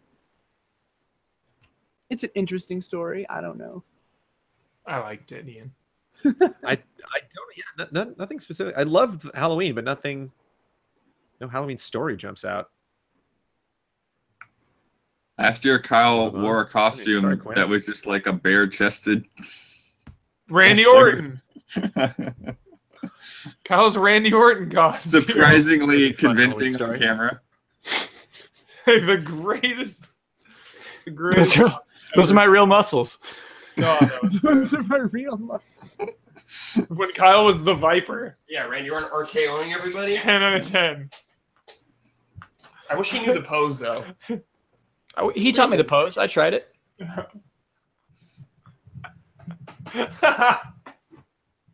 DRD 7 of 14. I know. Have any of the allies gotten the chance to check out the new Star Trek Discovery series? I'm not sure if any of the 9 of you are fans or have seen any of the other Star Trek series in their entirety, definitely. But I'd be curious on what you guys think about it. And if you haven't checked it out, I certainly encourage you to all do so. As a fan, it feels great to have a Star Trek show again after a 10-year wait. And for my girlfriend who can't stand Star Trek for the most part, DS9 was unfortunately her first attempt. Nothing wrong with DS9. She's loving it. Side note, I think it's time for a new Star Trek game. Rest in peace, Elite Force. Bridge Cruise, incredible. That's the Star Trek game I've always wanted. And I haven't checked out Discovery. I know Damiani was tempted. Have any of us seen it? I saw the pilot. I watched the first one like a week ago. I like a lot of things about it. I hope it does something other than this, but like I am not interested in another war with the Klingons. Like that is like I just don't care. I want, like, it's called Discovery. I want them to like go out and discover things. So maybe there's more about the show that I don't know, because I intentionally didn't like learn about it. I just watched the pilot, and I was a little bummed that it seems like it's just setting up a war. But I think that it switches that up. But it's kind of a bold move for a pilot, because I was like just hard out. Yeah, it's not actually on TV, right? It's just on one of those services. Yeah, they'll watch the CBS streamings. Wait, Which is the weird, Star not Trek watching show it. is not on TV. It's only on a service. Correct. Yeah. That's why I'm not watching it till Wait, it's all done. what? Yeah, it's dumb. This is the first step in all these companies doing their own streaming services and pulling all their catalog from everything. Welcome to the future. So I have cable. I have CBS. I pay for CBS. Correct. I cannot watch Correct. the show. I have to like go on a Correct. service. I Yes. think if you have CBS, But if you have CB, Or if I have CBS like is free, cable, though. I can Yeah, log it's in free. with like my cable. Oh yeah, I maybe. I'm not Huh. sure. Like some places like to watch like sports games because it's on a public network. You have to Yeah. prove you have cable, which is also stupid because you're supposed to get stuff for free. If you just plug in your coax cable to a wall, you're supposed to get what used to be antenna TV, but the cable companies, because they're all dying, are just trying to do more and more shady crap to like force you to pay in this stuff. So, So weird. but anyway, yeah. When it's all done, I'll find a way to watch it all. But I haven't seen anything of it yet. I'm more of a like. a Eileen global says man. on Canada it's not on cable but still on TV. So let's just go to Canada and watch. I don't know. Right. And I don't Huber, like Star when you're Trek, so done with no. your Discovery, you got your Young Sheldon there with your CBS All Access. So then you dive in, and you're good. Then you go back and forth. Imagine a future where 'Cause you don't people know how to pay feel for about your Young Discovery. Sheldon. Someone paid to make that show. Yeah. Imagine that. They haven't I have a mentioned, feeling Sheldon on Blockbuster's Discovery. going to come back in the future because the all streaming future is going to suck because you have to pay for like 20 different services. But like physical rentals are protected by Supreme Court case, so they can never go back on that. So everyone's just going to go back to renting physical media again because it gets around all this stupid licensing crap that's destroying streaming services. Well, I like the theory. You can absolutely go back on Supreme Court cases. It has to be something different. You can't undo a Supreme Court case unless you introduce something new, and it's like a less than 1% chance that can happen. And actually, I don't think it's ever happened. So, and if it doesn't happen under, It certainly has. when does it happen? Amendments have happened. Yeah. Amendments can happen. Yeah. You can't go back and like just say like you cannot go back to like a existing Supreme Court case and go, nope, we're undoing that statement. You have to have a new Supreme Court case happen that sets a new precedent. And you don't think future Blockbuster is going to have a new case? No, they will just because they have that like that's no, I don't think that's ever going to happen, Kyle. Okay. Like Supreme Court's not going to want to like hear that about DVDs and Blu-rays. Like we already settled this in the 80s. We're not doing this again. Like, yeah. I want to prepare our audience not to invest in Damiani's future game or movie rental scheme. I'm not doing it. I'm just saying someone should bring Blockbuster back. I mean, And then I was guessing lose I millions. was guessing that Netflix's physical rental someday, if this keeps getting worse and worse, will actually become more popular than Netflix's streaming at some point. If their original stuff starts to suck or something. starts to suck. Yeah. Oh. And to bring it back to Star Trek before we move on, I just want to remind everybody potentially watching this live or later that all of the original Star Treks are on Netflix, and there's not a lot of them. That was something I didn't know for a long time. Is that there's only a handful of those original episodes. I got Next Generation back on there too. Next Generation is not the case. Next Generation broke 200, I think. Yeah, there's 7 years episodes of Next Generation. episodes. Like, yeah, Did a lot. So They got syndicated, baby. Just skip them. You don't need them. Next Generation is so good, except for the ones that are really bad, but most of them are really good. yeah. Joseph Caruso, recently all 3 major virtual reality headsets got price drops. The most substantial being the Oculus Rift. The bundle with touch controllers has gone from an MSRP of $800 USD to $400. That's a 50% price drop just 1 year from release. Sony announced a new SKU for the PlayStation VR with improvements to cabling and audio, and the Vive now has an optional deluxe audio strap, which is personally a huge improvement in comfort and convenience. Do you think VR platforms will continue to drop their prices at this rate to help reach a bigger audience, or will improved versions at similar premium price points take their place, keeping VR at a very niche audience? Both? Yeah, I think their goal is to get in the hands of more people. Yeah. For now. So, but once they do that, then they'll start doing just better tiers at the same price. My concern about VR is that there's just the type of people who will do it, and so even if it's $100 or $50, you're not expanding your audience that much.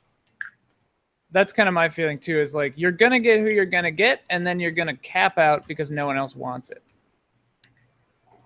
But I think there are a lot of people that want it that are in a position to pay $800 or even $400 for it. Like they're going to get more, but it's going to cap out. Yeah, like I still want PSVR, but I'm waiting a little more. But also, a 50% price drop for the Oculus feels like either a vote of no confidence or they are super not selling enough. Like that's like sending a message to me where it's like, hey, this thing is failing. Yeah, I think it's more along the lines of TVs, though. You know, or like just getting that stuff into production and getting the demand. Like 50% in 1 year, though. When does that happen to TVs? Yeah, well, I don't know. 4K seems to have come down pretty quickly. But it's been many years. 4K's been out for a little while now. And TVs have the luxury of putting out new models every year, whereas the Oculus is just the Oculus.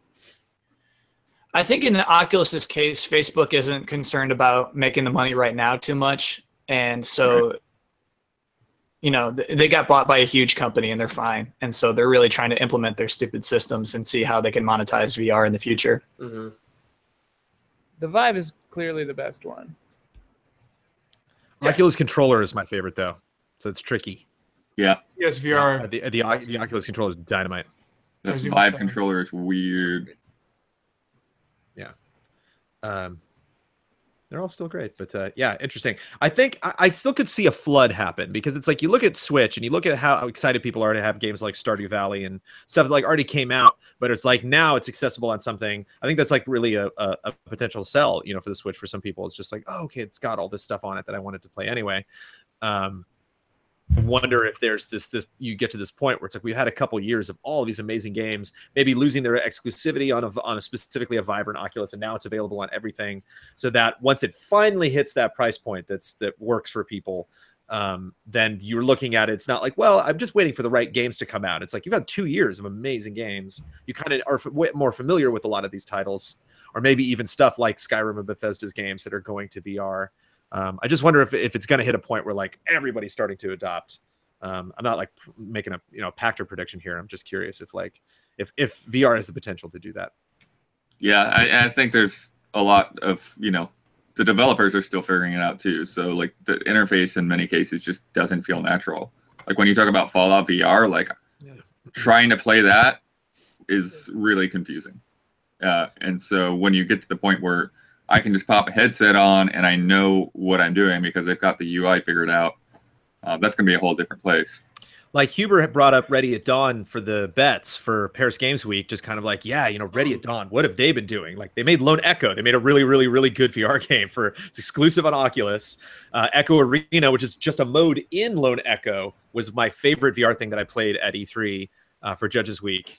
And so it's like, I have not played Lone Echo. That could literally be like the game of the year. I don't know, So it's just like there's a lot of those things that just there's this huge barrier to entry or this acceptance of just not everyone adopting it yet. I wonder if we'll get past that. But yeah, the price drop. Oof, at 400 for that Oculus. It's the one thing Easy Allies doesn't have on command is the Oculus. Jones, Caesar Villa. No, I'm not going. Don't buy it. Yeah. All right. Yeah. Have you ever had an external clear sign that you may be playing a game too much? About 8 years ago, me and my then girlfriend, now wife, were fixing dinner in my old apartment. Then suddenly she started humming a tune that I knew too well. I said nothing until she finished the whole song and then asked, "What was that?" Girlfriend: "Shouldn't you be the one to know?" Me: "I do, but do you?" Girlfriend: That's the Picross DS main theme, isn't it? Me? Yes, it is. But how do you know it in full length? Girlfriend, how could I not when you are playing that game all the time? She never owned a DS, let alone a copy of Picross DS. We only saw each other a few hours after work in the weekdays and usually an evening in the weekend. She knowing the full song was my clear sign that I had played too much Picross DS. Do any of you guys have a similar story with the game? I remember getting so frustrated with raids in Warcraft. And we would do that every Tuesday night. I think Tuesdays again. We would do that every Tuesday night. It was like raid night. And I remember being so frustrated and then like finishing and being angry. And Amanda being like, I just want to remind you, you're voluntarily doing this. Like you're like, this is you choosing your social entertainment time. I just want to make sure. And I'm like, oh no, we're committed. We're doing it. She's like, okay, because you don't seem to be having a good time. I'm just saying. No regrets. But interesting question. Play all video Huber's games. never gone back. That was a sign you were doing it right whenever that happened to Huber.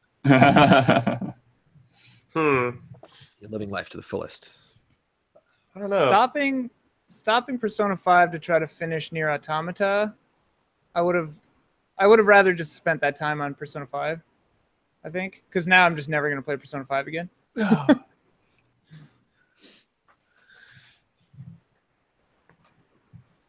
I'm sorry, Jones. How did that question start? You knew a game you were playing too much. I got a good example. Have you ever had an external clear sign that you may An be external playing clearance sign you've been playing a game too much? Yeah. Okay. I got a good example is the Witness. When you start looking around and you just start seeing things to like trace with your mind or your finger Yeah. all around the world. That's a feature, Blood. Yep. I remember I wanted to nudge a car on the freeway one time because I wanted it to get out of the way. And I was like, I've been playing too much GTA 3. Jeez. So good. I love that story. like a quarter of a second, I was like, I could just like, bump the car and then move past it. And it was like, no. Or you look at an old church and like, I know how I could climb that. Oh wait, no, that's Right. There was a moment in college where my roommate and I both had separate moments pretty near each other because I think we were playing, I guess it must have been Oblivion at the time, but like we'd both been playing Oblivion like an insane amount. And he had some moment and I had a different moment where I was outside in the real world and I looked at shadows on the ground and I honestly had the thought, they could have done a better job on those shadows. And then I was just like, oh no. That's really funny. That's it. Yeah, I think I've seen somebody post like pictures of what shadows that like looked pixelated for whatever reason. And it was like, you guys got to fix your aliasing out here. Yeah. Everybody else is happy with their game time. No regrets. Yep. No regrets. John H. Disregard if Bossman isn't there. Love that note. I've been a Patreon supporter since day one, and I've never felt the need to speak up until now. Your E3 streams are fantastic, except for one dark, depraved admission. Kyle Bossman, on stream for the world to see, boldly declared that he loathes every fishing minigame he has played. Such ignorance and debauchery cannot go unchallenged. I asked him to explain himself. Fishing minigames, when done right, are often my favorite parts of the games they appear in. They ask the player to slow down and take in the world around them, when so many games are laser focused on jumping from one climax to the next. To the other allies, what is your favorite example of a fishing minigame, excluding the obvious GOAT in Ocarina of Time? Alternatively, any good real-life fishing stories. I was always a fan of Animal Crossing, and I love when you catch a really nice fish, and someone just happens to walk by, and they're like, ah, and like they'll clap when you're like, oh, I got a fish. 15 and Yakuza 0 and Everybody's Golf. Oh, I still have yet to unlock Any that. fishing game that isn't 100% RNG based. Those are so annoying. Where it's like zero skill. It's just all RNG. I hate that. Bossman, don't you love that Final Fantasy VR fishing? Yeah, I do. I like that a lot. There you go. Actually? I liked the demo a lot, but you're right. It's hard for me to imagine. I think it was actually a simplified version of what's in the game. Here's what I hate. I hate like line tension. Don't reel in too fast. Oops, your line broke. I'm like, that's not fun. That's not fun. What are you talking about? That is rock, not paper, scissors, and like holding it or mashing it and giving it some slack. Video games, Kyle. Dude. I hate it. I hate it so much. Dude, the fishing in Twilight Princess is awesome. Isn't it the same dumb thing? Except you have to use the Wii remote. Like when you had the Wii and everything going like that at the time, man, and then the canoe going around. There's the waterfall, the rainbow, Kyle. So soothing. So jolly, yeah. So fun. You can really feel your life ticking away, though. Dude, Ignis cooking the fish you catch, Kyle? Yeah. That's a whole other thing. You know I enjoy that. Like the best fishing is Pokemon. Just like you put your reel in the water, and then if there's an exclamation point, you press A, and then you got your fish. Like that's perfect. So you just like it when it's simple. I want to feel the tension. You gotta earn it. Yeah, I want to feel the fish. You gotta bait it in. Yeah. It's gotta be all just dressing at on least the same along the thing. lines of Ocarina of Time. Yeah. It's stupid in Ocarina of Time. It's dumb. It's really, really dumb. All right, well, it's dumb because you can see in the water. It's dumb that you just have the camera that just plops into the water that you can just put in front of fish's faces. It's dumb waiting to see if the fish bites or not. I hate that in any fishing minigame. I hate this like, nope. And you're like, oh, I guess I'm not good at this game. It's just like, no, the RNG chose for that fish not to bite your bait right then. It's dumb. Sorry? It's teaching you patience. Well, it's dumb. It's real not life fun. fish. You gotta hope, Kyle. In real life, you gotta hope you got that good RNG and that fish will bite it. Yeah. Yeah, I guess I so. do get the point that seeing the fish is kind of weird, but the alternative is just throwing the pole out there and waiting for 30 minutes. No, the alternative, the functioning alternative, is you drop your water in the water, or you drop your pole in the water, your lure, and if you get an exclamation point, you press A. That's the alternative, and it functions. This is great. No, I think there's a middle ground. I think you feel the pull and then you pull it, but you don't know where the fish are. Yeah. Or just don't fish. I really wanted to get the 100 mounts achievement in Warcraft. And so I would fish whenever I was like not doing anything or just waiting for like the guild to get together. And I was in the Grizzly Hills. And I got that turtle. And I fished up that guy. Nice. And that's like a 0.0001 chance. And I think that was my happiest moment in Warcraft. I think that was almost, I think that just slightly edged out killing Arthas was getting that turtle. And the turtle was one of the only mounts. I mean, there could be many more now, but at the time was one of the only mounts that could swim and walk. So it would be on land, and you could just take it right into the water, and it would start swimming. So good. Under the water. Those mounts are really functional. That's sick. You fished out a mount. That's so cool. Damiani just pays for his. That was the only way to get him. Right. I paid for some too. I dropped. I dropped. I remember there was a $20 mount. I remember a guy in the game being like, "Every time I see you on that, it's like you're writing a $20 bill." And that's like 1930s $20 too. That's like $400. Mm-hmm. Yeah. Any no real life fishing stories before we move on? Oh yeah, it's boring. Fishing's boring. Little happiness. Yeah. So we got we're wrapping up. We only got 10 minutes left, but a little happiness here at the end. First off, I just want to give a quick love and respect shout out to the group. You guys really lifted my spirits through your shows while I was unemployed and depressed. Now I finally landed a legit adult job after finishing university and can now support you guys. So nice. Thank you, Sanji, very much. Thank Not only you. the sentiment, but for financially supporting us. My question is, can you provide either advice or a short story about the first time you moved out of your parents' house or moved to a new city? I've just moved out of my parents' house for the first time. I would like to hear some of your experiences that you've gone through. I look forward to learning more about each ally through these Q&As. Moving sucks. Well, yeah, moving's the worst. Throwing things in the U-Haul, unloading, it's a nightmare. But then that night when it's all good to go, everything's set. Yeah. Goodbye to your Having parents. moved in feels great. Yeah, feeling moved in is nice.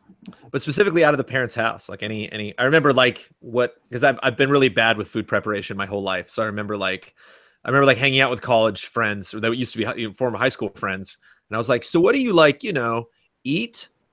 And they're like, oh, well, they like really laid it out for me. They're like, didn't your mom ever? And I was like, I wasn't listening. Like, like real talk. Like what? You go across the street to Bronco's and you buy a burger every day. That's what you do. And then you eat what I did ramen. college, basically. Yeah. Yeah. And outside of college, it was like, oh, I don't have a meal plan in life. So a lot of spaghetti. Yeah, It was spaghetti. it was funny for me because I was kind of like just growing up had a lot of things that prepared me, so that wasn't like a big deal in a way.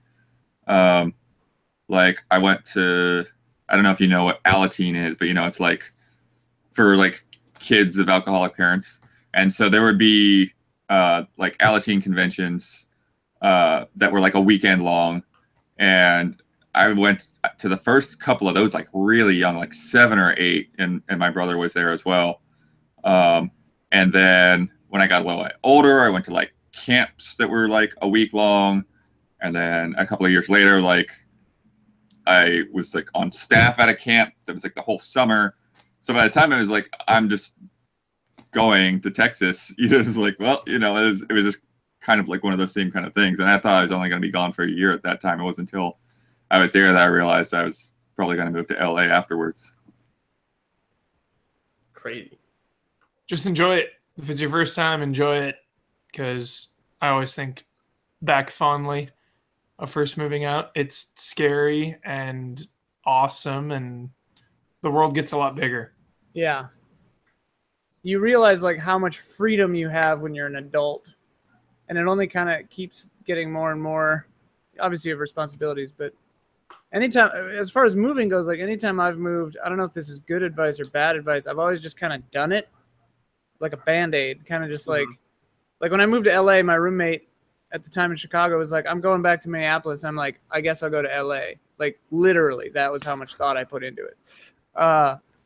And like moving to college, it was a similar thing. I'm like, well, I got to go to college. And then I just did. And they drove me down and everything. And like they were crying or whatever. But I don't know. I guess I don't think about it until it's after it's happened. Sometimes good stuff comes from that, though. Yeah, exactly. Yeah. So it's like, don't let yourself, I guess what I'm trying to say is like, don't let yourself get afraid or like second guess it. Like obviously make smart plans, but I was going to say, make sure you can survive. You can do it, but like, don't let yourself get afraid of doing it, is what I mean. Sure. Let's do 2 more, because if we do 2 more, we'll end on a spooky one. Cool. And we almost got through. I know we never get through them all, but we only had 1 page left. So thank you, everybody that has dropped questions. Silent Consonant. Well, I was in college. My roommates and I would get trapped watching long marathons of How It's Made. Not that anyone tied us down, but the episodes were so mesmerizing, we just couldn't tear ourselves away. If someone happened to walk in, we would beg them to change the channel and free us from the spell, but they always ended up just getting sucked in as well. Do you have any similar tales of television hypnotism? What shows suck you in and won't let you go, whether you want them to or not? Forensic Files. Forensic Files. I was going to say, let's say it on 3. But yeah, I remember it was really funny. I remember there was a period where like I was way into a ton of reality shows that I had no interest in other than just the show. Like I was way into Top Chef, and I hate cooking. I was way into What Not to Wear, and like I don't care about fashion at all, but it was just like the people, like that person being the case there. And I think that's like the key of like these reality shows is the credits are so quick. So like the show's over and they're like, well, that's the end of the episode, and the credits just roll by, and then you like go for the remote and they're like, look at Frances over here, look at the dress she's wearing, and I'm like, Frances, why are you wearing that dress? And like now it's like half an hour. Now I got to see Frances get her hair done and the whole whoever get out while the credits are going. Whoever was the first TV person to program, like TBS or whatever, I remember doing it, or TNT, when they started programming the cold open of the next show under like on top of the credits of the previous show. Genius. Like offset all your stuff by 40 seconds, like starting earlier. It's just like you cannot escape. You can't. Forensic Files does it. My sister really likes all those Friends like home does it really things. well. Yeah. What's actually a fascinating editing experience with Forensic Files, if you're watching it on Netflix, is there's so many years of the show that you can watch it get smaller and smaller and smaller. You can see them being like, we don't need that intro. Get that intro out here. Like we don't need credits. Who needs credits? Like, For me, diners, drive-ins, and dives. I love that show. Because he like goes all over the U.S., So you get to like see a lot of the country and all these really cool, cozy places. And he's always eating something new and something cool. You should watch the Flavor Town montage. to do yourself a favor. Is it part of it? He's always Do going to yourself a he's always going flavor. to Flavor Town. Cool. And there's just like 40 clips of he's just like, well, I guess I'm just the mayor of Flavor Town. Like, it's like, well. So it's like we're gonna get on a big rig and take the 405 straight into Flavor Town. Looks like we got a new law here that we've passed in Flavor Town. Like, when I was in college, one of my favorite shows was this show called Next. It was on MTV. It was a dating show. And the premise of Next is you get to go on a date with a bus full of people who you don't know. There's 5 people in that bus.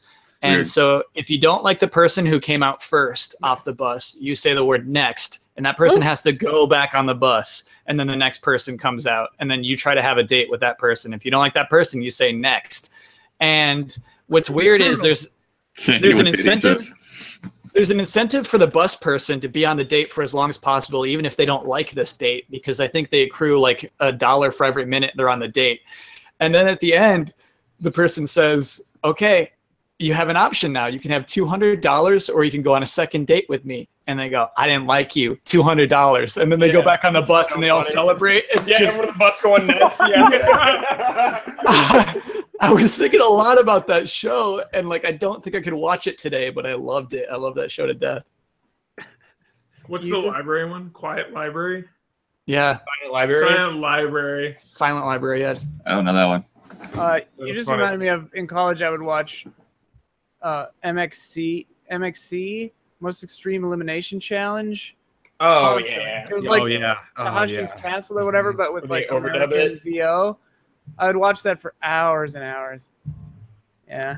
The person coming out onto the platform was always the funniest joke every time, where they were just like, and now here's Teresa. She's like, I hate my life. And they're like, Yeah. It just jumps into one the little like. Yeah. I need one reality show from Damiani before we can go to the last question. I don't know. I don't really watch reality TV. Well, you binge stuff. Almost Damiani everything, binges almost stuff. everything Binge you've stuff. said, I like don't even know what you guys are talking about. I was like, what are these shows? I'm gonna interest. My introduce brother you to like Friends MXC. Files to destroy your life. And they will have them on if I'm with them for whatever reason, and it's like, okay, you got to watch what they're watching, but like I don't actively go out seeking those types of shows. No one does. Yeah, Yeah, it just kind of They happens. just kind of happen to you. You're trapped. Again, you're trapped. I guess I watch by- everything on Netflix or streaming, and I already have such limited time that I tend to gravitate towards actually like drama series, or I mean something that's not like reality TV. I guess I don't generally tend to like pick stuff from that category. I'll look at it and be like, no, next. Dude, Like- I got the best Next. one. Yeah, Get back to documentaries is like the closest because they're about real life stuff, but that's not reality TV. Best Damiani, answer. you look like an angel right now. Yeah, I He got screams like brighter. this. Always back. does. Yeah. He always does. Um, Best yeah, it's answer. it's not reality, but the stuff that's had me sucked in lately, just being on Sucked TV, in. is Sucked in. mate. because they go on with like a ton of episodes back to back. It's like Star Trek Voyager and Frasier, which I've Frasier. definitely seen more of both of those shows in the past 2 months than I ever did when they were airing. Nice. Frasier's on Netflix. It is. All right. All right, real super quick game. Everybody give Frasier a score 1 to 10. 7.8. 9. Excellent. 7.8. I like it. 9.5. 8.2. When I'm like 9.3.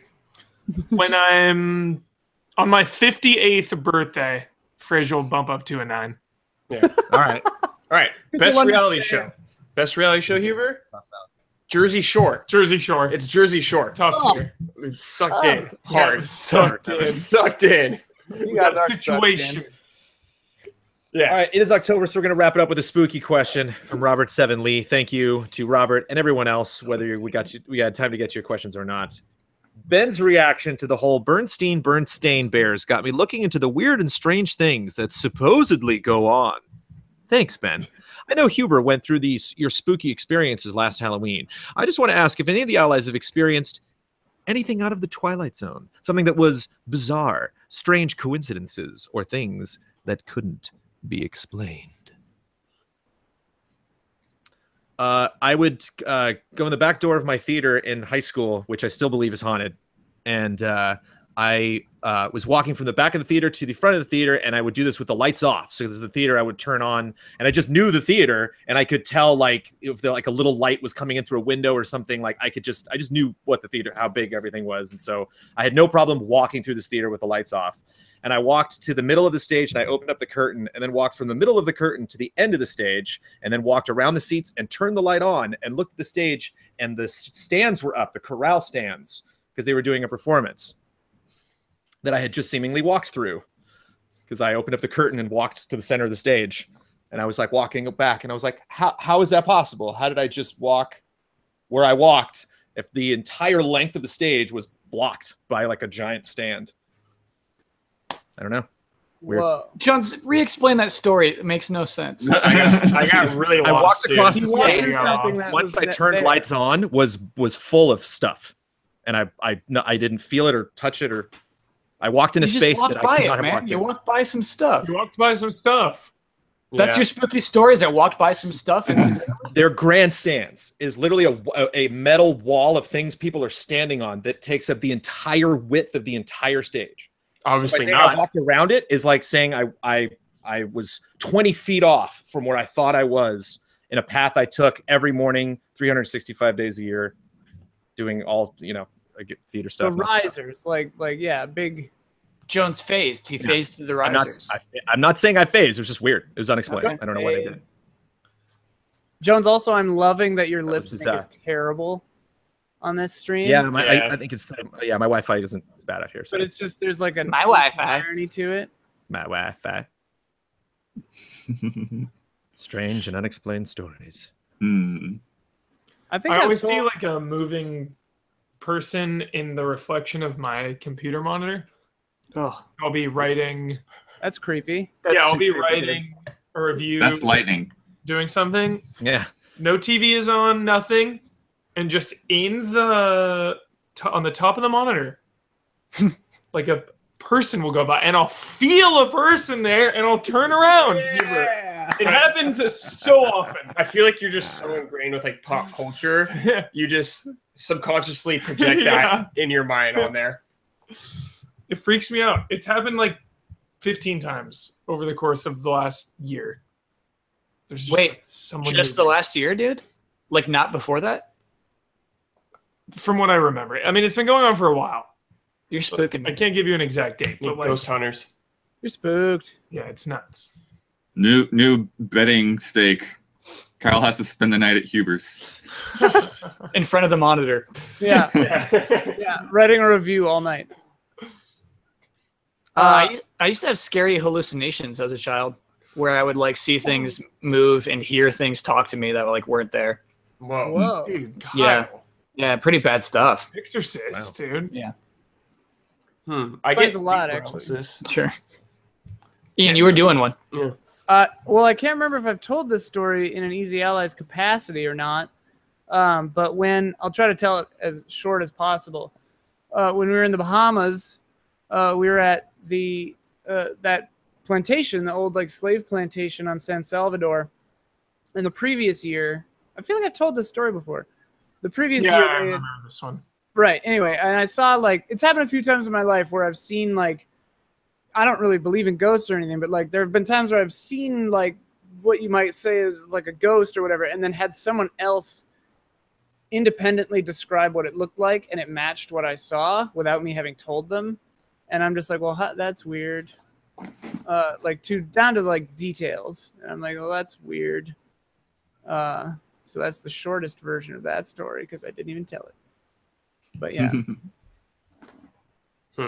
stuff like that. One time, I never told this story. One time when I was a kid, I came home and everyone was gone. I guess I came home from school. I must have been like 8 or 9 or 10 or something, and we could just walk home. And nobody was home. And I went to my parents' room, and they had the sliding closet doors, you know. And I don't know, it must have been like a hanger or something, but my mom had these gold rimmed glasses. And I looked in and I was like looking for anyone. So I was like, Mom, are you know? And the closet was slightly open and there was light hitting something like 2 hangers or something, but it looked exactly like the rims of her glasses. And it looked like she was just staring at me and not answering. So I just stood there looking into this darkness, into what I thought was with these glasses, and I just kept saying like, "Is that you? Are you there?" You know? And it was like for a really long time, and then I just got too scared and I went and like hid or something. It was a very traumatic experience. Whoa. Yeah. And then they came home, and I was like, ah, you know.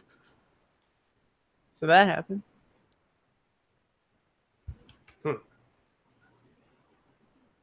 That's the stuff.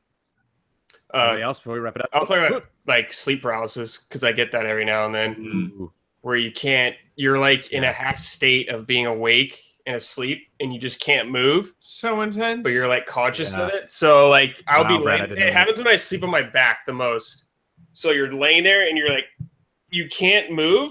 So you kind of panic a little, but then you're like, okay, I know this is going through. And then you're like trying to move really hard. Then eventually you just go, and you just move. Oh, you're just like, oh.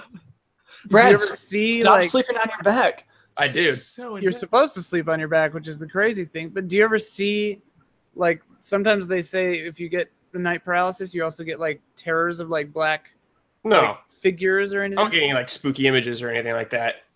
That's good. There's a Dynamite documentary. I think it's called The Nightmare. The Nightmare, that's on, yeah. Netflix.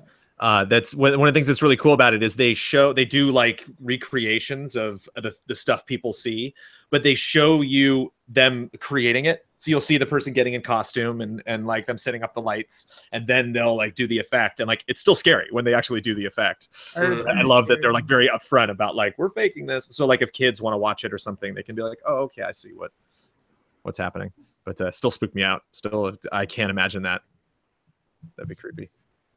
Sorry, Jones, this is a documentary for kids so they don't get scared. No, I just imagined it. I was just curious, like the reasons why they would show the process of creating the effects. Yeah. And I was like, oh, I wonder if there are like younger kids that have sleep paralysis and you wanted to show this to them, or have them be like, hey, I know your cousin Bill has sleep paralysis. Maybe you should watch this documentary. It's not like rated R, it's not like horror porn, like it's actually an interesting documentary about this. I heard it was very scary though. Still, it is also extremely creepy, like because some of these people have been terrorized by this like their whole life, and they see like a character, a person, like with a hat or a cloak, like come in the room and like you can't speak really either when you're doing it, and you're in there, so you can't. It's not only you can't try to call for help and you can't. Is stopping you. Yeah, crazy. But But 'tis the month. So that is it. That is our Q&A for the month of October. We are Easy Allies. If you would like to submit a question, you can do so at the $20 and above tier on patreon.com/easyallies. Ben Moore is the one that handles all of that. So he will be putting up the post in the month of November, close to the end of November, for you to submit your questions for the Q&A.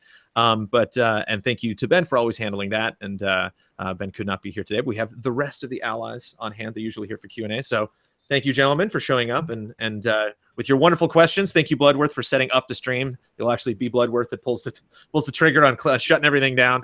And thank you also. We have I know we have people watching this that are just fans here on YouTube, but for anyone that supports us on this level at Patreon, thank you for your support.